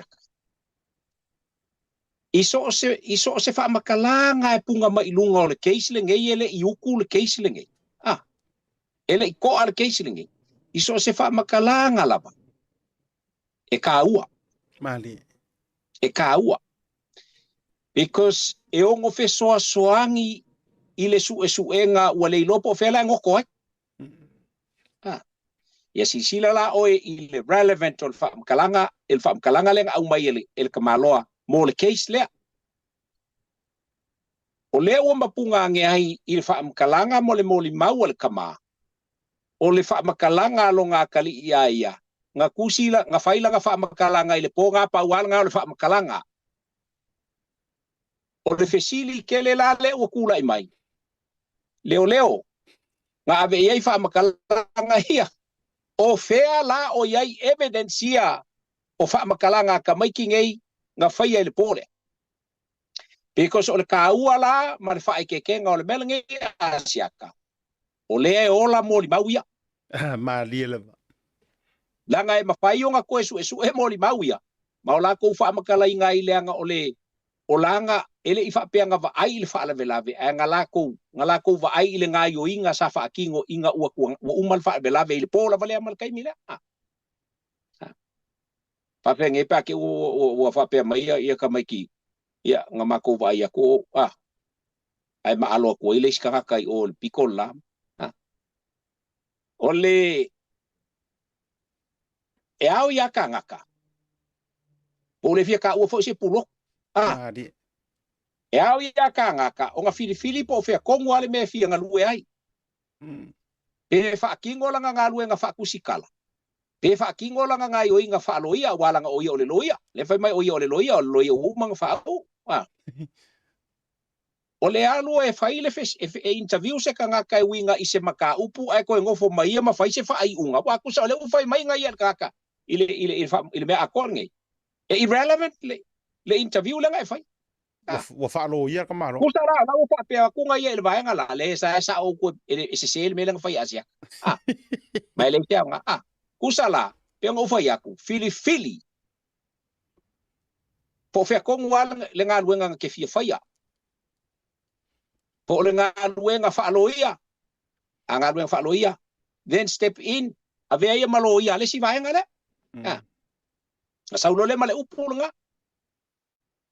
o langa finga nga langa fai lu mol fa masingo nga si kalima e fa masingo pe mo ilanga finga nga irrelevant ia le kulanga pe nga ia le interview mal ko au mai ngol kamai fai ai le fa pe nga lu nga sula sunga siaka o la ko fai vai malai ke ia lu e afu esu ngi mai o ka kale wa nga ia ku ali o nga le kula mai me pe lang o fai fili pe fia kuskala afia kuskala rescue ke kuskala o le fesili kala fe unga le lei i mafai nga bange i fa fole maka upu male ango fale o le maka upu e mafai nga fa nga me ia le e maua le au kuskala e mafai nga kar sanga ia le maka nga luenga o leo e mafai nga ba ko fa nga inga ia vaenga ia o clips ia fa mole inga ia fa fe so ngi le mako so ya fa bela ya ela nga bengi fa pengi sia ka ko ngo fo i dis game nga o yesu ngo fai mai ai ma lili mo kwa ma lili ai bebela mo kwa bebela ku fa le lu lo ngo winga ai o lo le nga fa lo le na tonu wa e ma a tonu fo yo le wa e mawatino lava la le fa pongai o le tau faa leo ngō lua o tūlanga o na whinangalo. Wala ngō ngō ufesiri lo mawhauwhau. Ai se a ua sau ngō ai e irrelevant le whaakarangoanga. Awa ape aka ua mai se wha sa mua i ngō lea upu mō nei tua a mātutua matangata fo i leo. Tala whiaunga, le kala whiaunga. Pe wha mai e le tala whiaunga, pe le kala whiangai, pe le so kanga po le alava. Ia le whaatala noanga. Mare maka upu. Ia ale so kanga o so kulo a so wakari ile le fai mai kala ka. Ole wingal na le le ba tu asia ta ba tu le to file pa fonga samo. Ole relevant ole interview le na fai. Ole o mapunga mai ai. Sa kusi leo ia fa makalanga ka mai kia. Ile po le ale sa o ka o el kama fai mai longa kali. Nga pauanga kai minga kawi maleo longa winga e ku wa ia le makanga luenga leo komisinga leo mal makanga luenga leo la wala ko susungu ia ya ia ka ko kalngo sa wa maka wala ko susungu pe sa pe kia fa makalanga ia nga ba ko kamai kia pe ole ba ia leo ele e a fo ie ele kala feunga mai le ia mo la ko nga luenga they should never ever Faleanga. Barry, Yeah. they destroy this evidence. This evidence will remain in that file to become a cold file. One day, somebody who is much smarter than them will reopen this case. O lau whionga la vui polo whionga tole a fua. O lela waka waru nalo umafau i sau noa ngai masangi a o whaakarangoa i ngai fau la whionga ia fau walo poro mingi skao leo. Ile vā lea na tausa ili mai ingi mori mau. E whao ngā le whionga ile mingi skale upu lea. Asiata. Ele lava mori mau. O le winga lao lau tala i sofina ngalo i le tau wataata mai lao le mata upu lea. O le mea ea o whaamaka o malama le mingi ska o tau i loa le mingi ska e iai isi mori mau ese mai ia Samuelu le langa mori mau mua. Po le mea i longa o silafia le mingi ska. I longa o iai ngai mea po o nga silafia. O le aso tau wavala iai lea matau. Ia, o le hafo i o tala na i le vai ma le usunga. Ele mo foi sisi o kakong fa pe aku a me ola silafia le mingi ska. Nga le mingi ska ia nga ke silafia o la nga o aku ia ke ia. Ia ai pe fo nga e sa ngo asiak. O le fisiri ke le lo ma fau. A fai o lava moli mau. O longa winga la. O la fai mai leo. o la ia mo mau ele o lava a ka ko foi ka ngi le ngo le mo mau le ka ko foi ka inga o kwa ke le mo mau le la ku le me Malaysia ngo mo mau ia ngisi nge wa fo mo mau saku sia e polea ele fa alia mo mua ele ka ua fo walongo winga ele silvia fo esam la ko ole ang fangi mo mau ngai ka mai kia le la mapunga mai lu e penga vai ele ma fai ka ele ma fai nga e mai se o lo ia wa la ngai le se ka ku pe au ye alu winga fam kalang ka ula nga fa pe mai le ya vai nga pa ua mo mau le lava nga mo mau mal kula ngai pe ngai ya langa o me ya fo fa ko au mai el fam si nga la ko kal ko ngai le kai nga lava mo mau kwa le winga kala vo le asia ya la ke ya ole lava mo mau le yo ka malo ala pe ko ku yo fa mai al kasi al ngai o ke fa ir ke singai pa fa ku ya fo el fam singo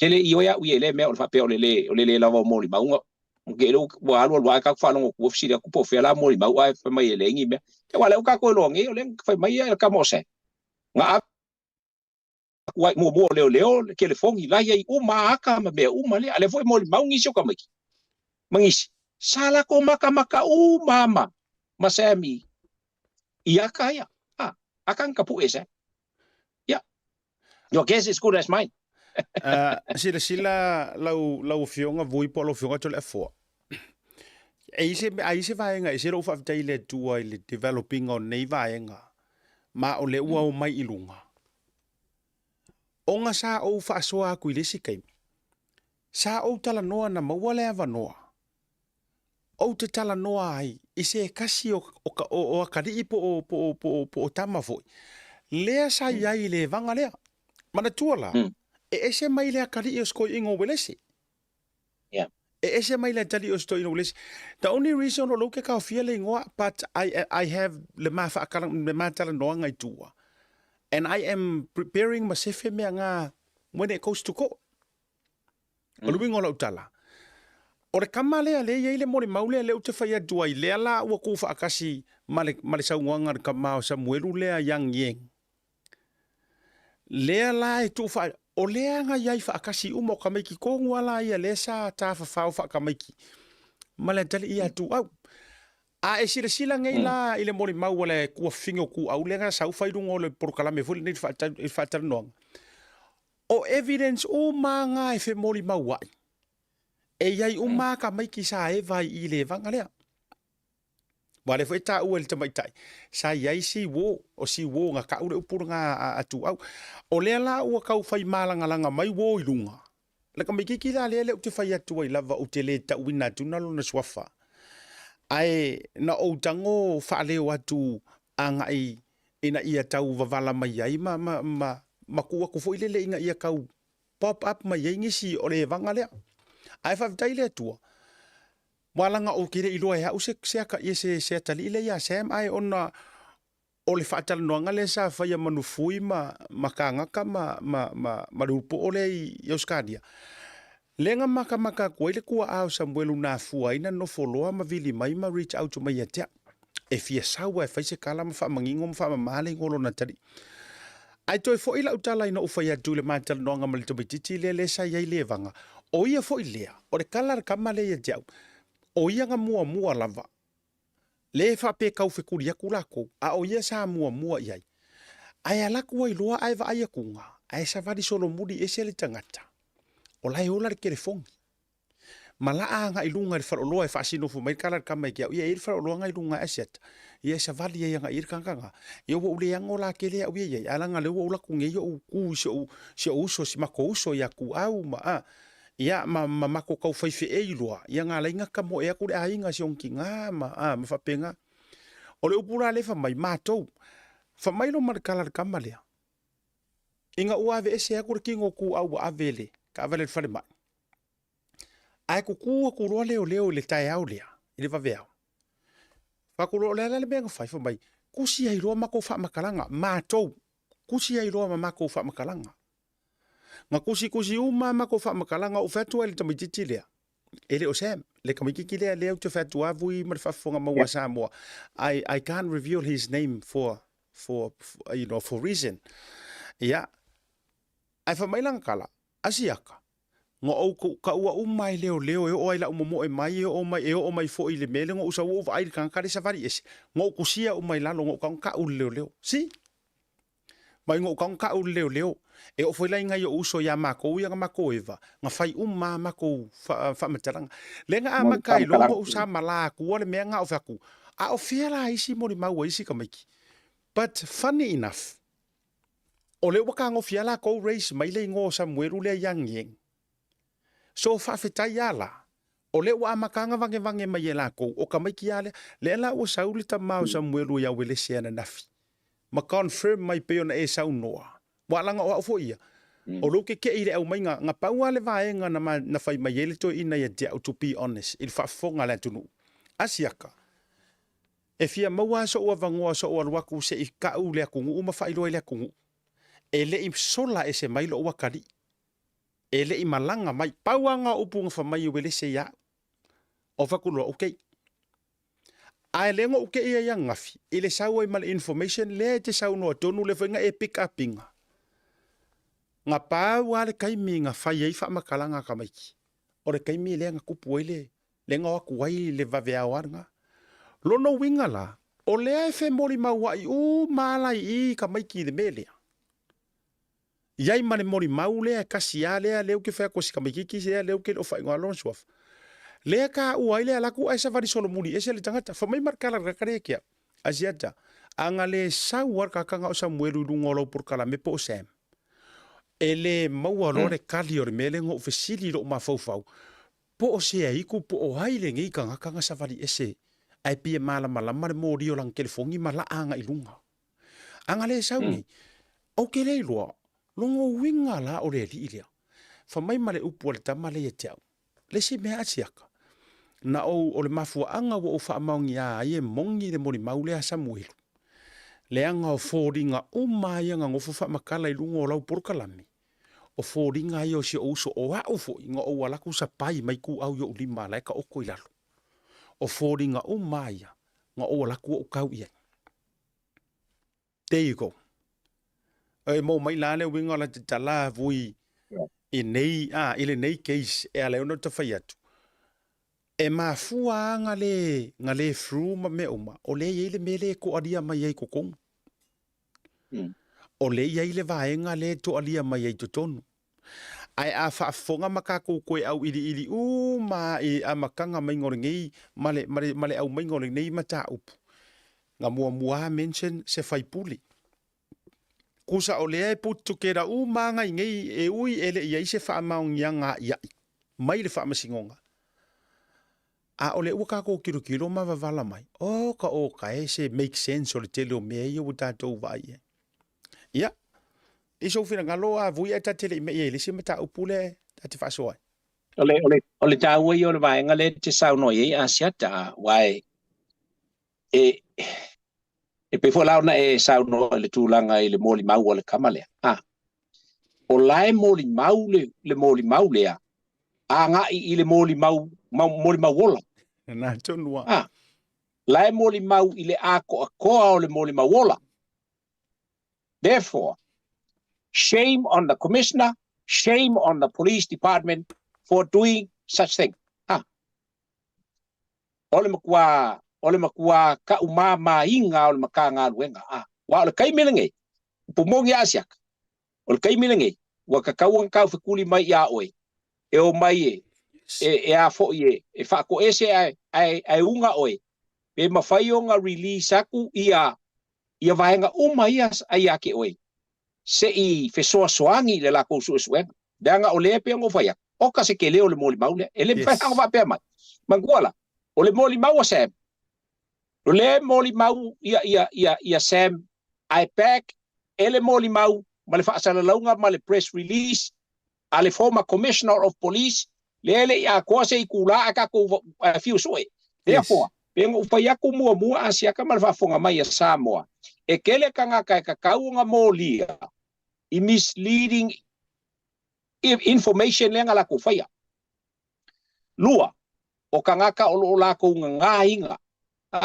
makau mo fai e bury ia evidence le ia mai pengo voia kulanga pengo o ke makua ofo melenga la inga ka ua kele melenga saungo ia le afo ile sui pale mia i se fai unga ua faka oko ele ka pengeka inga ia faukua inga ia au mai ia se ti mai fafo la ko ke faia le su enga o le mea akolinge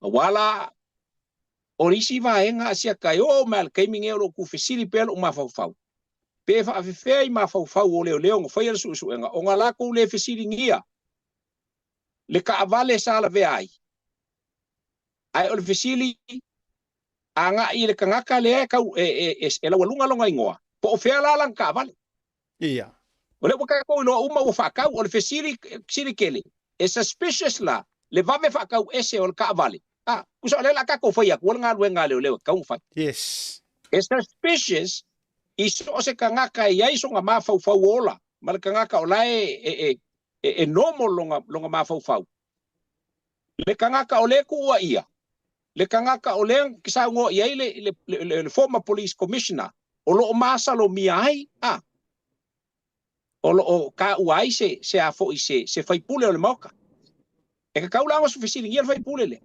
ma ko ke fia su inga lau ka vale fe lau ka vale fel mela ye lau ka vale awa afai e busu ka nga loka lo arrest onga olonga le mga ku inga mai la ka mo fai fo ye bury ia evidence o le mga bia le pe o vai nga ia sia ka pe nga ko le si akiro kala ngongi i maka upungi e o mai fa kasi alo kaika malaka kala ngola ke kala ngoi onga le nga e ma fau nga i kalo fai nga i makua fa kai foi e mo le alfa kai makua tu au manga yonga ainga o ngai o nga uso makua fafinge o nga o lako lavakia o nga o sai i kaimi uma e kalangoa i ngai le maka upu e winga i alanga o lala ko ki kalikongu o le nganga uma o ka ko le ka ko ki kalangoa i maka upu nge o le su e o famsingon kongo le kua ma lo fa e pe o vaenga le a check fa tai so fina ngalo o le la wa ta wale fa tai fo i matua wa o pumoni le na e te tau fo i la ua matua tua i le to o mua matua ma le ainga ma tau ainga e unga i le vaenga le su ele mi o kongu o la o le tangata na mali wesi o la tu watali o fai si o mi o kusia nga vele ainga nga i le ombudsman o fai si o mi ia pe afua ia i walanga o le mata upu o mi fo o le wa afaka usanga io e afua ia i le no ua mai i lunga Samuelu bo se meo o ke topa se tema o ke topa no vema te sema yang wat kuso le wa nga ile ngo afaka usanga la le mata o binga la le fa tuela utala ere mo mai se update o le malo o le fionga tama tai pale mia wa tati yelo ombudsman sia manisi o tulanga wa lo peke wa kali mai se kusi o le tatu finga malo fa pata o le mafuanga wo tua ye fo ina tali i le vaenga o le so fina lua o le telina e sa mo lo fionga vui ajeta o la u va ai le tulanga le pe ona e sauno ye wa makua i ngumi fa kasile ia le a fo ile le upenga le mele we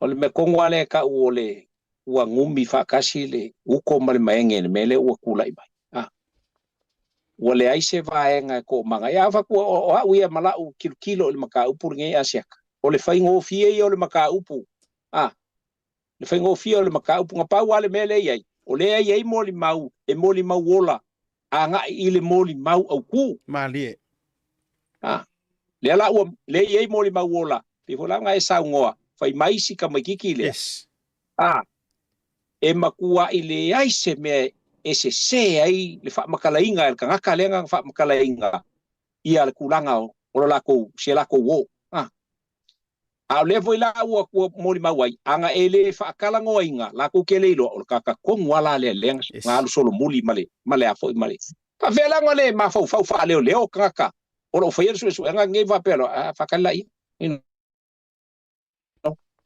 ele ala foi nga mai ese ser kanga kale o kako wa sala o kako o ile a foi ile local kanga ka o fa pe o nga fa le anga mga fa amasiasi le makanga luenga o leo ai le ai o la sa o le mole mau langa le wa au mai mole mau ia paule mele manga o mia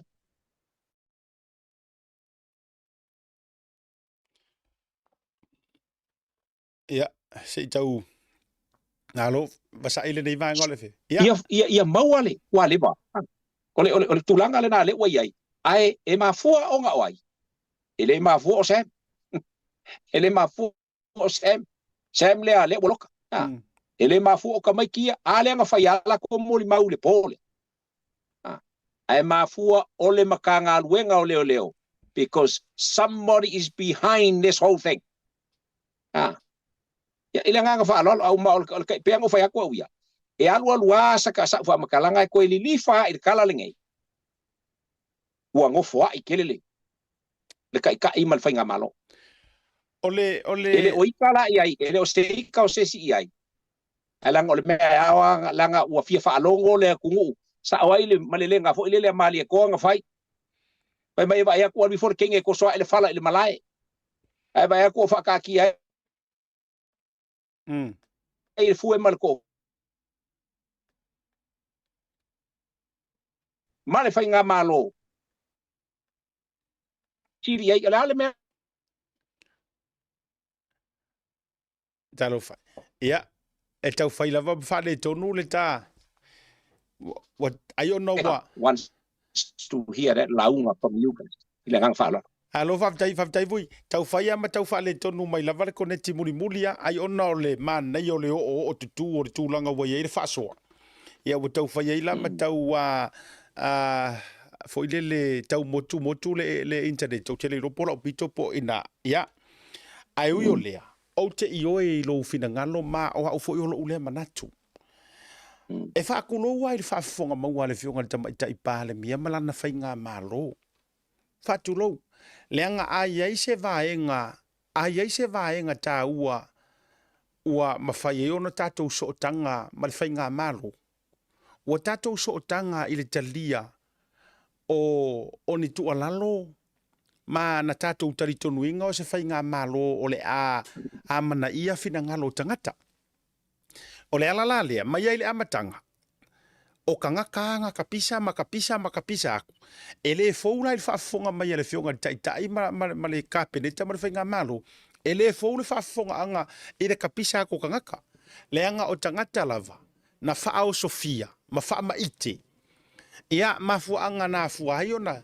Ioe, ono tau loto te tele, tau te oe, tai le whai ngā malo whaatu e le tua, e ngā langa whai akula ukala lea, i pēr mai le tua tele, mai ave se ai le au mimilo upu, ai whaafukai o le kesi le fia le lei ai lau fionga vui.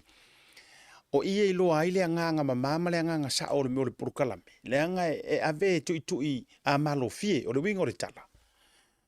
O le alava ile i maua mai se kali, o kusi ia ngā avaku, o kusi whaakangi sia le ainga pe whaatangi sa tua i le ainga.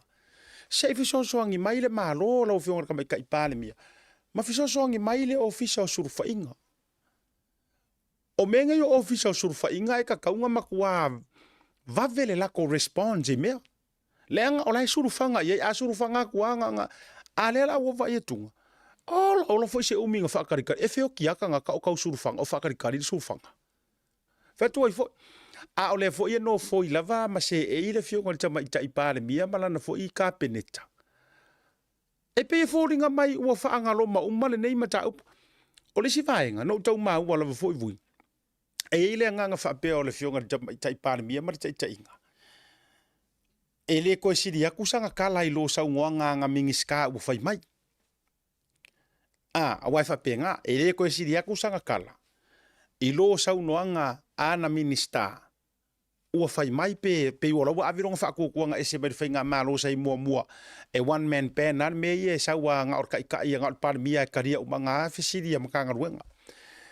Ai a faila o lea e whaavai I so na fina ngalo. O wheala o iai le aloa ia o le saungoanga le sa whaia e kuala pongi whasio o langa pale mia langolango po le sui pale mia.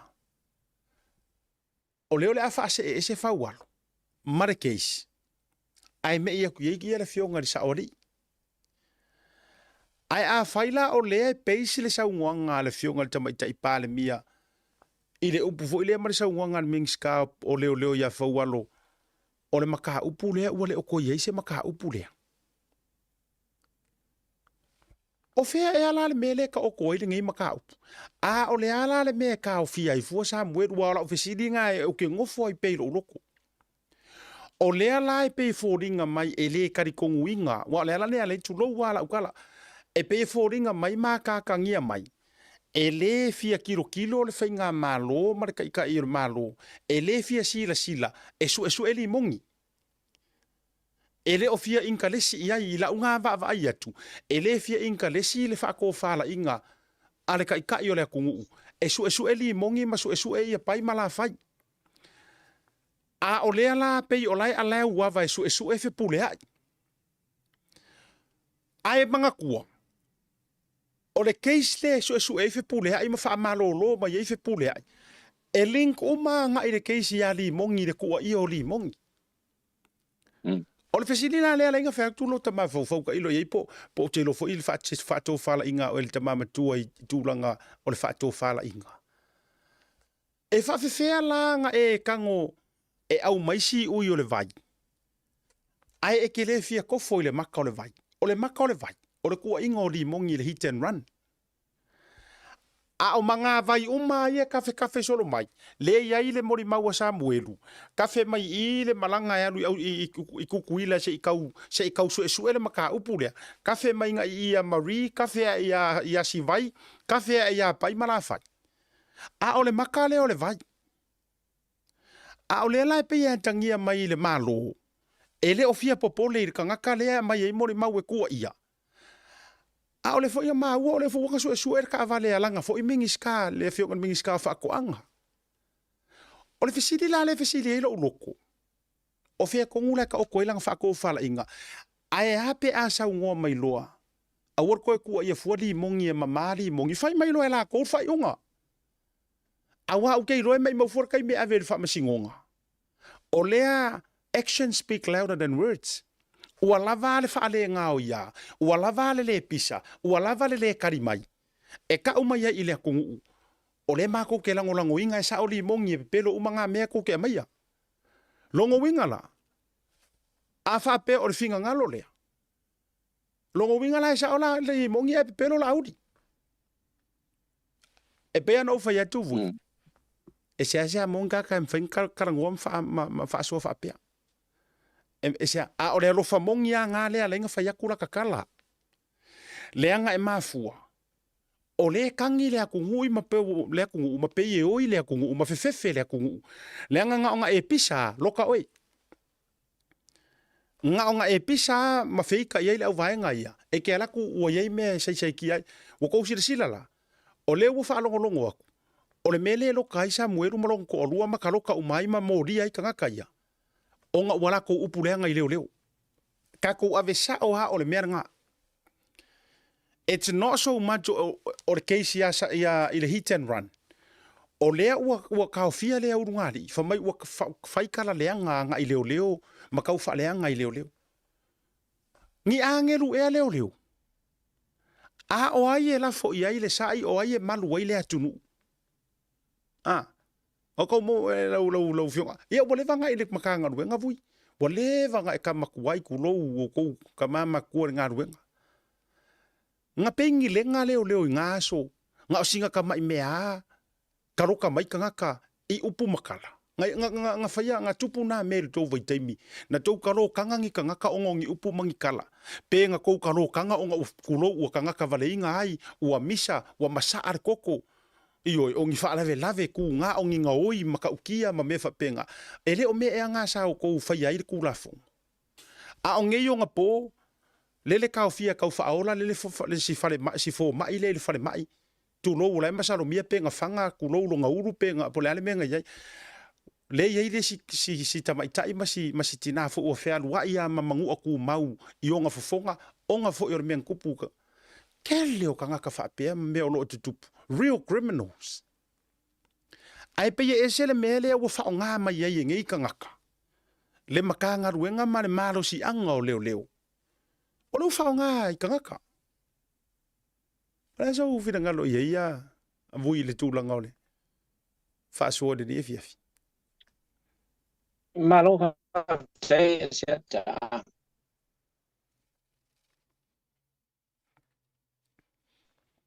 Ole baeng Silia Leona sa estudiai.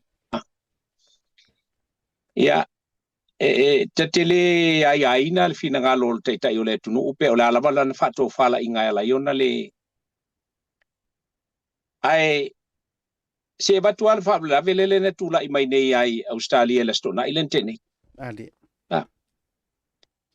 ele i pinge onga ole fa le belave ai sau ilunga le pale mia Australia lenga olanga responsibility le ole fa ko mali o tata lenga ole la because lives has been lost umala sa noanga ya la mangingo kuinga le mingska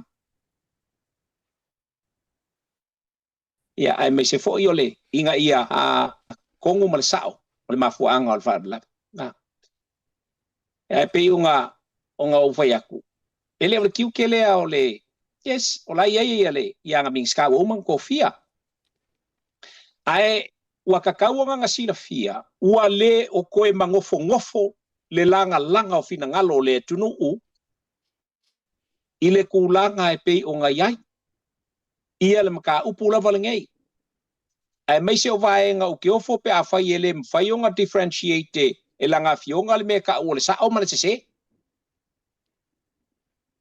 onga ya kia waia e kakau wa nga yaise address mai a keia inga ia whaangofo file mu le whememea i le whememea i ele akungu ko kiki a nga ole i se kulanga e silai i se kulanga le e tula i mai ya umala sanga sawanga o ko ale ole akungu sanga sawanga fa pe ai pe a sawanga Albanese ya ole ukaki aku ma uma foi ma me fa pengi le me mo e fa so se kai au se finga malo le am yo o ming sky involve me mai kala ngo la le fall me la fa le mele ukula mai mala ai le i fa le address to the nation kai ole ku e pele ole o vaenga ia e la ionga ele va pe e se vai pular ka mai kai palmia i longa finga ngalo Aile ole me ele nga la yonga o kai ile kungu inga ia kali mai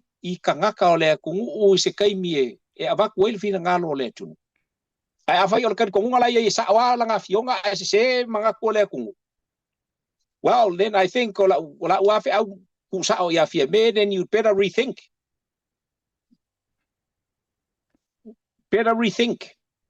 because Samoa is not in a good situation condition kai mi ngai langonga o kangaka ele fia fa kongwa sisi ko fa ele fionga le kamai kai palemia e fa alo le kamai kai palemia ku la I mai lo me fa pea den e a nga fa ye se kala ia le baenga le pe nga e sa wo ia I kulanga pe o nga ia baenga pe o nga kaloka isi ai le kaloka isi pe ngo fa ia ole wa ia kulanga fo ile le wa e ongo fisilingia ele tunu e ongo fisilingia ele kungu pe o kongu maako ko an fainga malo kula le o busa le ba pe ngo fa ku ni milo ese si fa pe wa ka un fai fa le angal fainga malo ya ka fa le angal fainga malo o fainga malo ka ku kinga inga umai ba polonga umai Ali. ai ole nganga mawalunga inga ia ole puipuinga ole fainga malo ole ave ole kualan ave per kualan Langa o le kai le leia o le kai e whaafofonga I leo o ngā kangaka. Yes. Yeah. O le kai e whaafofonga I le leo o ngā kangaka. Ai le o le kai e whaafofonga ia I o ngā langonga. Leanga ele ko ai lo o ngā kangaka I o ngā langonga ngofua manga ia. Ai ko a o ngā kangaka I ngā ua kulai. Ma momoli mai wai ko ai ake. E pe fola ngā mai kawa. Ya le fo wole ilo ka ko. Le ngo wa ba yo ko sa ngo ile por kala mai la songa. Wole ilo fo ka ko. Pole a ko ngwa ko inga fa ka ko ngale fa ka ko ile structure le al wel ba lo ka ko. Awa ole upumongia. O kai mi uma malanga ese ile palemia ku uma ku ale malo si anga sa ile palemia ile sui palemia. Awa aku kupu mai ni pe fe o lai fafol pal kama kai palemia. Ole pawa a ko ole palemia le o ilunga ole kai ka. Ole kanga le ole sui palemia. Po ai lava e a fo e appointed kama kai palemia ka o benga ia kiu ke ia mar kiu ke fa kai ka. Ya le lai fo ringam. Longa winga e fai le fai unga wa uma fai unga le e fai mai le fai mai le siming kala ko le le o se fa kal melnga lo inga o sa o ming sky fai nga le vanga le sa o fai o kal ngo ala ko ma kal ye ma a ele fe kau ele fe kau le sa nga le ming sky ya mai numa ka fo kala ngo mai le sui palemia pe mo ile mele u fai mai ile ming skale le nga ele ongi ele se fa kale me nga fai nga yai walongi nga fa kunga ka pengeka Ei. po le fai unga ka pengeka ale ba pela fiol mi le kai palemia e ku ulonga malo si anga a ko lava ile sui palemia a fai fo i malanga sui palemia o malo si anga a ko lava e ku ile iskangaka ya le mai kawa a ele aila longa winga la o fongo umar ka pengeka e fio ai ka mai kai palemia ifa o suenga kala la o fai kulo nga le wa kala ngoa ai a ko ile ku ngua fa mai la fai fongo ka pengeka longa winga la e kal pelo ho la ka pengeka la ko awa le fa punga le ka fa sa o ile pe akala kala le fa am kala ngal ming skaleng fai mai ele se fa ka ola o kal ngoa ngal ka pengeka longa inga le aso a ko kal ngoa ka pengeka ai wa ku le ku yo la ku ofisa fa me la fai fongo ka pengeka ele se fongo fai la fai la kal ngoa fai bangi kala ainga ali I ming ska fai bangi kala ainga awal fai mai kala le ainga la le o upunga e fa fonga Samoa ile ya oi kala ngoa mai kala ngoa e kala ngoa fa alo ya Samoa awal kala ngoa mai fi mali pe fi mali kala ngoa you know I will hammer you until you can't talk anymore. Nga le mali e fa fonga Samoa man ka po inga Samoa. Man ka po inga Samoa le le malo le kama inga e ka po. Ale po ia mawolunga le ku yo kupu mo nga e. Ai sa kala ele se fa ka kal ngar ka penge kala ko. Lo inga la kala e pepelo lo sui palmi. Nga tonu lava. La fo le upu ai lo fo po le ko inga fonga la fo le upu. Nga le mali ele nga fa lo siak ba lo foi pe fa las fa fonga mai Le faina le awole bo ye fale lo le nga ole langona le wo o tangata mai ka ko ke fesilingi ai le fa maongi ma fa ko inga o sa nganga ya la mai ole ave ma me ave ma inga ma ka pepe ai ma ole ata pepe ai ma wakili ai foi ona tau mama ina ma tau mawala loina o pomongi lava e o lo fai ma e o lo makua fai le ngei fai nga malo mo la kofidi o mea la ia le la makua ka mama ingai ma ka mawala loina ele ma tua fili ta loto le tofa o ngo mai ila ia sa ngo fa le kulo ar mela le ole uma nga makua sa ngo ai mai auto fa fo ile nga sa o mata na o she ina fo ilunga o le porkala me le Blue TV le sa ngo nga le nga fai le fionga le sa oli le sui parmia nga fa sa ilunga o le lato media fo ile le government So it's an official. Aka ko ko su e o ngai ai lunga nga. It's an official press release. Ai pe walu pe o se me foi le pe e pe o ie ka mai ai pe walu wa ia se me o toi tu la ima toi tala no ina to tonu. Ia le la o sa wa ilo ma le se mingi ska fai mai ele se fa ka. Ia alongo winga la. O longo winga a po le fati. Fa mai mau taimi. A koi foi. Io e pe le kulanga ile wale. Io e si lenga fa ngolo la ele o se fa ka fa ko ngor ka pingeka. Ia a o fati o fa mai mau taimi me le sa fai. Ai o le mela o kupu. Ua no ai loa ma fina ngalo, ma vanga iai le fina ngalo lango ma le alo lofa o le atunu. Onga o se whaako whala inga. Nga au mai e se sui pale mia marka pengeka. A o sui pale mia foi. O longa loko o le loia wa o tangata e nau e su er kula fongo. Ia te au la ia. E le kua ia fua le fionga le sui pale mia. O le makua ma ngai o le whaako whala inga nga au mai. Awa o ngei ave singa ila o fionga vui. O lo tutupu nei. O le kali lava a ko o ngei mea. Wha malolo umakangaka lae a fia le mori mau Samuelu. Tuno wa, o le solution si leo ngei mea. Wha malolo uma o ingoa uma ianga ka ua le mori mau le urua i Samuelu. Ave ese ianga i Samuelu wha pipi ilonga lua. Kulonga yo lako ainga. Ave ese e kau kei mamao a Marcelau a fe mikar pipelo ele sa o ngā mea.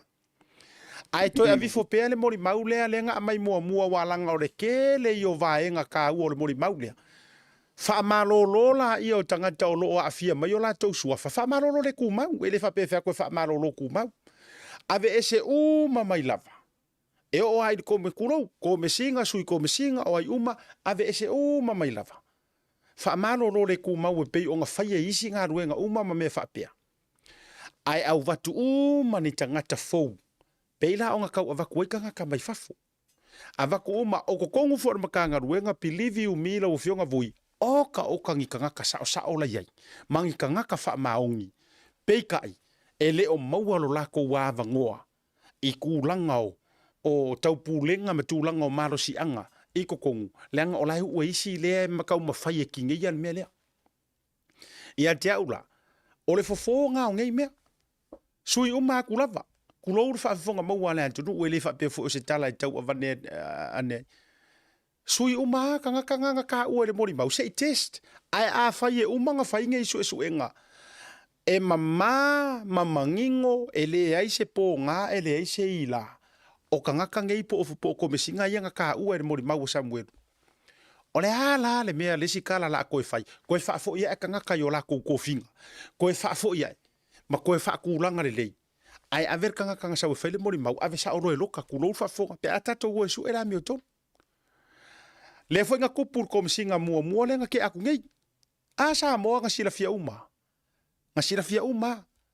nga koe mo lia nga koe stand nga koe ka fia nga ya io nga koe ave ese mai ya fa malo lo le ku mau ele fa pe nga sek a ko ma ongo masalonga mangi mo lia nga me fa penga nga avi fo ave ese e uia nga makua news le lalo langi nga me se kai me mua ko me singa le ku ua koe fa malo lo ma koe mo lia makulanga ai nga mai su enga le ingi nga me nga koe fa fo ia le o ka malo ia koe fa fo il mesa ia o le ala me u fa nga me ngai kai o lo ka ri ko nga mo vai nga o la vai au ke lo fo o le ivas fulu iva pasenge o kanga ka ya lo fa makanga lango ele ame o kongu o la ku ka kongu la valea e mafuanga le mafainga apalaia le formations le male awivi le melea le nga yele me ka ukia la fa ali lo ko e yele me ka ukia la nga ko kongu le nga o nga se ia le melea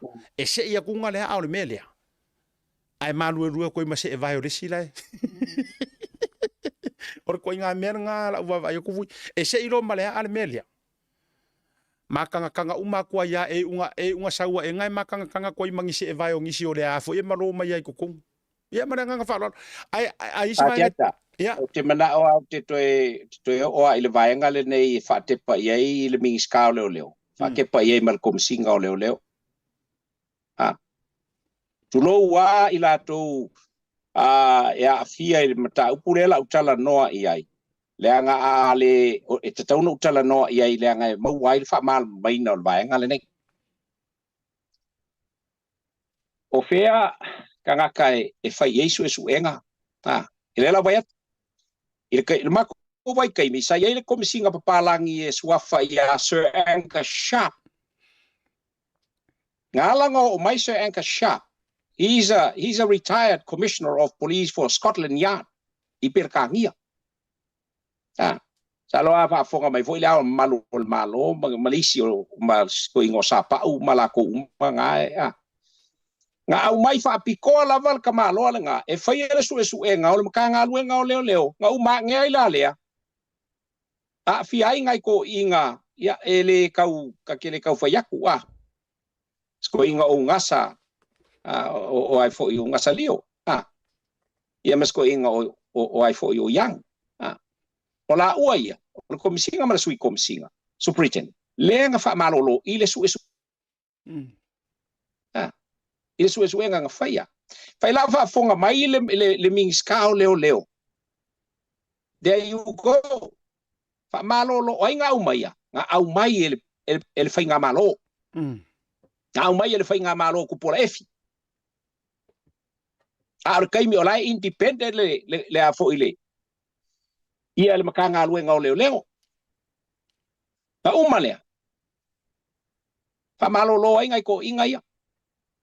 Ile outcome o su enga. Sa fa fo inga ele ko inga lea mai Scotland Yard. Ile kaimi o fainga malo ku pola efi. Onga o kulanga sa kula mai kongo le makanga luenga o leo. So therefore, the views of the Minister of Police is utterly wrong. Hey. Ilang fa makalanga le papai ele ai songa malo si anga e afo e fai ai leo lako. You are utterly wrong with your comments and your views on this issue. Because it was done before by previous governments. Pa fonga mai foi lan komisinga o leo. Well, there you go. Le ala la nga lai longa koe ka kalo lo le fai nga malo le nga kaimi ile ka malo ape mafai onga nga take over inga ua mai al su nga bal kulanga pe onga yai ya pela nga fai aku ile la fa makalanga le e kaunga koe fa fanguai le maka upulenge ile makua le sao fa makalanga o fai le nga fai mai le mingska while I'm saying this direct to the minister. Yes. Pa pe le so nga malo si anga la le se malo si anga fa pe o le malo si anga nga au mai e le fai nga malo ila kaimi au la ku ko kasi le makanga luenga o le au mai a fai su enga uma abesi outcome o le investigation o le me voi la le pe nga fa ko singa o le ile iwaku e afu fa alue ngama you know do something ole afaya ko yenye ko walo fa ya Samoa male ku ule wa amaka nga olonga wi e o nga ko le mafaya le ole drugs ko ngol ka ko ku Sa o le. kala sa wal nga la ufionga ko msinga ole leo mal makanga luenga e au inga ko le mafaya onga wa ko le amio kongu le fainga o ko suenga male fa kingonga o ko kiuke mala ko konga la ngai folinga mai ole sawa le malu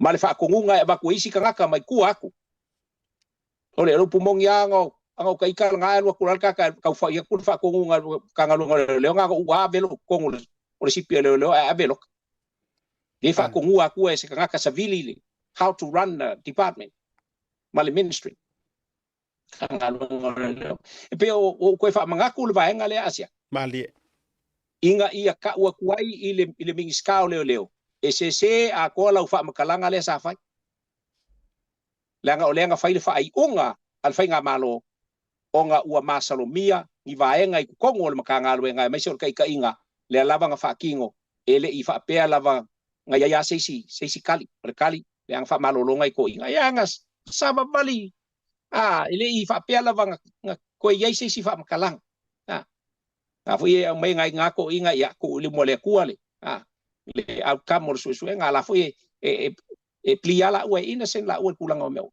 ia se ka se vai nga ko fa manga ku apenga se langa wa ko yo ka le fifia me o yenge iri ka ko me o malo faftai lo fio ko vui ai faftai ya o le fiso ta inga o le ta fa soa ia o le ia ile nga o le nga pa i o le tu o le upu moni ma le upu tino wala nga nana o fa yatu o le ngo fa soa ku ia il experience le na tupu mai a iken kaio le tu langa o lo na a le ua toe fotua ia i lo fina ngalo ma toe fa mana tuai o e le nga vui e ia ile me le nga kupur ko vai kaimi ai fa soa ile nga simi la fa pe o so tangana ia o le e tatou te lo ma pine fa mau o le aya ngai manu ma ngai manuia le tulanga o le tapisa ono o le suenga o le ami o tonu i le maliwa i fo sia atali ono le tataimi na no fia me mai ai le mata upule ai va o fio anga fo i ia alo ta auto mai i a fenga ma tu lo flainga sanga u fale ai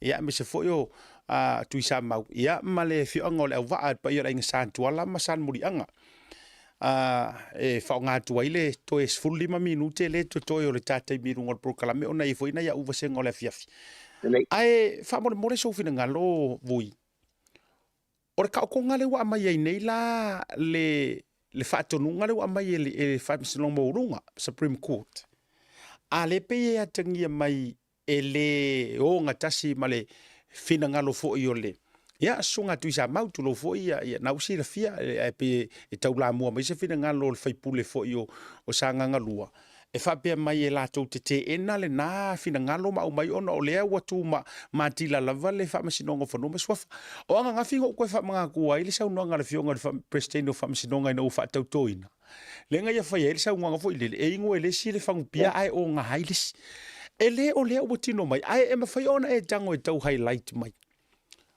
o le ale vala le tupu i ao o sa o mele sa ngo mai ele sunga fa tu sa mau lolo e fa pe mai ele ko ki atangia mai ele se fe awole ale fa masinonga mabolunga matulanga fa pena e toe pawa mai ai fa unga u fa ila lo e fa masinonga fo sofa after ya sia tai vai ngale o fa sini ai le upu moni anta to ma fo nela e wa ta to na sa mo ai e meta e lua e fa masinonga o le fisili o le atonu ale winga o le whaamisinonga o whanua masuafa. O le tali. O le whaamisinonga o mata upu tau Samoa. O le ale whaamisinonga, le tau o le whaamisinonga mawalunga po le whaamisinonga. O lona tali. E whea ngai ma mata upu tau soli ngā tū la fono. O le whaafofonga le lei o le loia foulea o maulolo kawika. O le whaafofonga le lei i le whaaiunga ma le kalosanga nga ave le fionga ia sala i le whaamisinonga. Wa o ngei le sole anku e koe wala awai le whaamisinonga le wa na o mai te ule tae ao nei asiata ia le ta umai ua le whataunu ina le utu e tolo mo le solulu o le vai asoasa.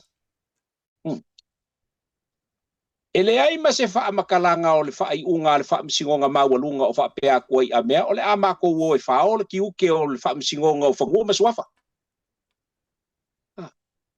Ele ai ele fai al whaamisingonga mawalunga i whaamisingonga ngi whangua mangi suafa. Pau le vaenga le olo ua avatuai le polo inga al whaamisingonga mawalunga. Onga uai ua ia le ai akau ma ola ua iai soli ngā kula fongo u whaakingo. I le vaa lea o makaluai le maka upu lea. Ele o whapela o whapea aku whaamisingonga mawalunga a mea ua whaalea o ngā inga ia whaaiunga whaamisingonga o maka upu kau Samoa i lalako whaaiunga. E manino ia o le mata upu le nei asiata. Ona o tiute ia o le whaamasinonga mawalunga, ma le whaamasino o sori ngā tūla fono, e sila hai i le talo sanga o tu ina atu e le fionga le tamaita ilo ia, le fionga i le saofetalai. Lai avaku, i lunga ilo ulea tali tonunga, ona ua o ia, le aia te taua tangata, ma ua soli e ila tau na whaatino ina ia vaenga, ia le tūla fono. Paua ia. A le wanga ia fa mai le se fe awale. A soli. E o koe mori ai lau sunga le ilo ia le o maulolo kavika.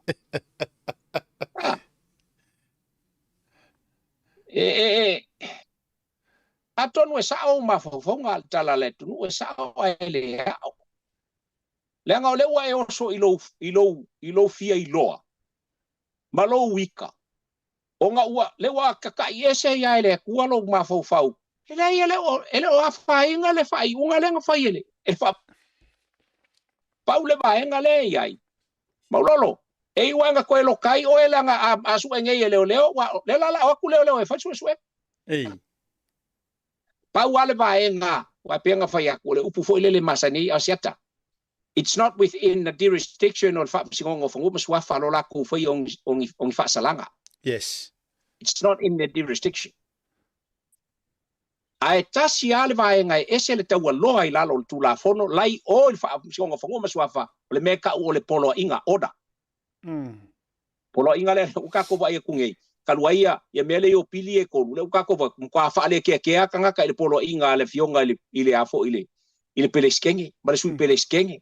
Oa ile skala au which is the CEO e avakua le polo ingale lenga el polo ingale o se me pe folele ave ka mi uma le ai inga ua su a kokoa ai ma ua maukingo ai e sa ua kaulonga ave le polo inga a polo inga a avaku ai koe avaku e mai le kopia a fa ka ua mai la kopi avaku la kopi o polo inga wa ave wa baku wa mai akia e aunge ko ya ma a faila o ngai ko alu le o ile famsion o nga fai ele a fo ele le skala uku e o se ku nga ile leo inga yo fai su o leo la o le malo i me ka usoni nga kula fo o la ko e fai su a fai ku su nga ai mau kingo o soni le polo inga le o nga fai lo leo o le molianga e au maila I loke la el vaenga le e maka pula fam singonga ma volunga fam singonga sori nga kula fo e pengo fa fa maluru ko fo ile sunga ile ilo ia ya maulolo kavika ko sal fa ko sila ko le nga ua e sa ngo I upu e ngo fa yese molianga fa sanga I lau su nga ilo fa ku ala malo fua wa e fua ingale ia le famsingo sili ma le famsingo ma li im kama ka il famsingo maulu ia usanga nga fa ko fole le ia ilalo ma ba kule nga ole ku nga va per ele ole aka o ko fa ai unga le peleskenge ma le famsingo va ku e o ku al famsingo nga ai a fo ia fa mai lava le unga ele suia le unga ole e pe unga ia o pili ma uma ele fa suia le vaenga le wanga ia o nga ua kele ale sur kula fo QC maulolo kavika ya ole melanga ia mangingo mala mai lo sunga le lo ia fo ele ai ele o ia lava le fai unga le fa psingongo fa go maswafa ile fai unga le peleskenge o ia le afo ia le ale fa masingo sili man fa psingo te wale le so le u fa pe mai ai wa fai ka sanga ale kulea ia inga ia ave esele ia le afo ile lo ia le famsingo sidi ele sa fai ngol lako ke o ia ala ave official al kamalo fai le poloi ele o fai ele la ko kamalo fai ele la fionga le lo ia maulolo ele o fai al kamalo se ko famsingo ngol fango maswafa o la fai ko famsingo ngai lunga me ia o ko fai wa makua soli ai kula fongo ma ua ia ile ia ka o ngaka ile ngaka fa alo asiaka ma fa fonga mai sa mo le la fato amanino wa mo ina manto a fea na po a le la o man ne wa manino fo ila ile di vanga le fiafi lo no winga atu se si tulanga o le famsingo ngo fango maswafa e mo nga o ele maswafa ya a o le famsingo nga ma walunga pe a o fa fe le o lor ngaka wa sakia le o lor ngaka wa afia nga ya kau peila nga ainga pe atu tu mena lai tu lai mai ioi o ya kakau o me u malava matulanga fa bena male wo ya lo no winga la ma ua iai ma le faafefefe i ogo soli gakulafogo e ono aafia ai le paia o le kigo ma saa le koko ma mea faapega kamalaga e faga i le Supreme Court po le faamasigoga mauluga lea la ua alafua mai ai le faatonuga ae lē o amaia se poloaʻiga faapea e faaleaogaiga ai faaiʻuga a le faamasinoga o fanuma suafa Ngakongo ate. Ngakongo. ai lai le manino ma le ma ia Le foi ngai taungoanga ngafia siaka ma e ka uai ia langa le saka ko whalongolongo uma. Le saungoanga mangingo le fionga i le pereskenge o whapsingongo whanguma suaf. I le aso longo whakauko. Nga saungoa e ave langa whaaya ea i le mai ka uai le whapsingongo sidi. Ole, e maua lunga lava le whaaya ea i lau fionga oe o le whaururu. Langa o ka malo le pereskenge i le whapsingongo whanguma suaf. O le whaamasingo o mea kausoni ngā kūra fo. O le lo ia fo i ka malo. Malama. Ta ke sira pia le leia, a le anga whai mai. Ia inge i ele mele iei o le le o whai o nge kūra fo. E unga ka laku o ka ngiva i ka ngaka ngā whai al kūra fo. Ia maka ngiva koe amakai. La e mangingo le leia. I lo utali tonunga fo. O la e sa wha i ale pele skenge male aka.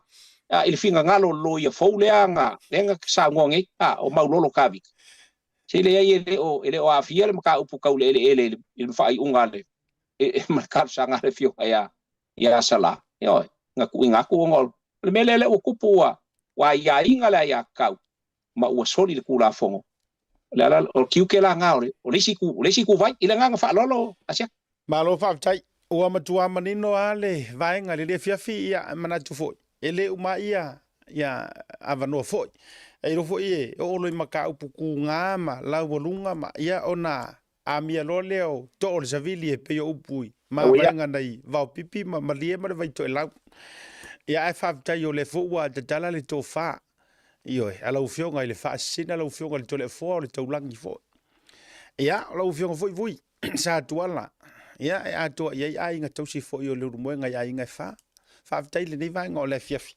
ia i lo foga lafo e mese foʻi le talatalaga pasina e le talitonuga ia ua tele foʻi ai o le tai po o iʻa foʻi i lenei afiafi i le tusa foʻi o le faasoa ia ua maua e lo tatou atunuu ua tele figota e manino ma malamalama foʻi ia ona o le tau faasulusulu atu ma le tele o sulu e molimoli atu luga o lenei polokalame auā le nofo maimoa ma le nofo faafofoga malamalama ai o le auga lea e alai ona fiafia le toʻatele e tulituli ma tagau polokalame lenei o lau polokalame o le polokalame a le uso ia savea o polokalame a le auso mai Amerika ia o si uso foʻi ia fonoti ma nisi o le toʻatele ona e toʻa ai le tai ma maua ai ia le maninoga ma le faalautalega ia auga gogofo a le o tagata ma faapeai foi o latou loto le atu ai ia fesoasoagi aku i mea ia ua saugoa ma kauku ma tau au mai luga e nei tagata ma tamalii fai polokalame ia auā se manuia o le tatou atunuu lafo atu foi ia le avanoa faaiʻu i sausaunoaga kake faamavae faakasi ia oga ua foi le kaimi ukauiga ua aluaʻu le fale ia inisi o fuafuaga o lenei fiafi malagaga faaaloalo Mano whaftai asiata, o le nganga whaftai lava i lau tō whae le vai malae, a me se fōi o le lipule ma le aunanga. No lea mana i o se vai mai. A paua o lea, ia upua le tunu na o a i le ufi e fefe i le papa. E fefe i a sa moa mala ta tapu inga i nei a tu ngā se upu o le tā mawhitanga i le nei aso i le whaafonga mau o le tātou tunu asiata. Ia o na a vea lea ma lape o le tā mawhitanga malau tō wha. Ia ai, a mawala loatu i tātou tunu. A whai o le a sau tō whaafonga le tau, a le a fo i sau tō whaafonga ua sopolangi se upu au nei. Ia pe o le tau tamali i se leo o lo nei vai vai. Ia, e le ia se isi maota e toa, ia i maota umai i tua whale, na o le maota tele a. O e whale tele, ia mātou e tua ia te utou. A whai o se sa mātou whaamtalanga o se tanga mseanga. Ia wha mawala lot. Ia ai wha moe pe i lau tō wha tupu ma le tō wha le tua. Ia le a ngalo ai se vai vai o au nei. Ia mo le ele wha malo ma le whaafitai. Ia asiata ma le fionga ia anae, po le fionga fo i le ngā fitasi. Ma le tauta iae, ia po o le Blue TV. No le hawa noa e fatau te luo i lunga o ngalu ma pia ule le mai moanga alu tātou tuno ia i le nganga whaaloalo ia lau tō ono masani to le foa ti a vui senga whalawa masina mua mai sini Australia alo fatuso manne lau tō whaile vai malai ia whaafteite le lava manu ana tā whiloa i le amatanga o manu fo i tate toi tau mawai le ne fiafi whaaftai lau tō wha te tala ma lau tō wha sa saa o lau tanga whitalai ia he le tawilo langa o e fo i o le tapa au tausi e wha me melo i aile whale fia ma le whale sala whai o le longa pule ma le whai toanga o le lau mua fo i o sio tātou motu tele i sala whai lau o fionga tia ia whaafteite le nevanga o le fiafi tate fiso te pea ia fia fo o le nau to ai tau nuu ele ia o Australia Australia ia me se fo le tina ma le no falo mo le toelo fa ngon proclame le tau te ia i lunga le nevanga o le fiafi ia ta fa to fa mo le taimi soifua mai manuia. God bless soifua Faftai sa mo le tatou proclame le nau tau lunga le nevanga o le fiafi ma le fionga ia to le foa ti a vui ioi masina mo singa fulava ia o le sui masani lava fo o le tatou o nanga le Blue TV tele o taimi ia ai o fo i mata upu o ngonga manisi o mata upu e loloto ia ona tapa fo i le tofa le fo i tamali lungo le tatou proclame ia ele to isa uta le fasili o le na ua fa matafi me fa to fa tu le fionga ia vui pro fionga to le fo o la fo i le upu le ne fiafi la fo i fonga va tele la fo i nu ele ai na se upu ma se tala o le tau tamali ia fa malulu fa unono a wala fa fonga mo Samoa ia me se fo yo so se tafa lava fo yo le nei ke lope ia ta ilo so i fu le tatou fainga malanga Samoa tatou filo ai fo ilea ora so tai ora tatou sports tal no mana tua mai so le tatou tau te ia a songa fua so lua misi le so lulu ia ai on ka ko le skofi ai o le aso ai dai ia o le tatou por kalabe fa pitoa o le sports tele no le fionga ia tole foa a le tele ai o luputea ia ma le fionga ia o mua to o vaenga e lunga lava foi o le au onanga le Blue TV ai o le fiafi a siata alofa tele mo oe soifua mai manuia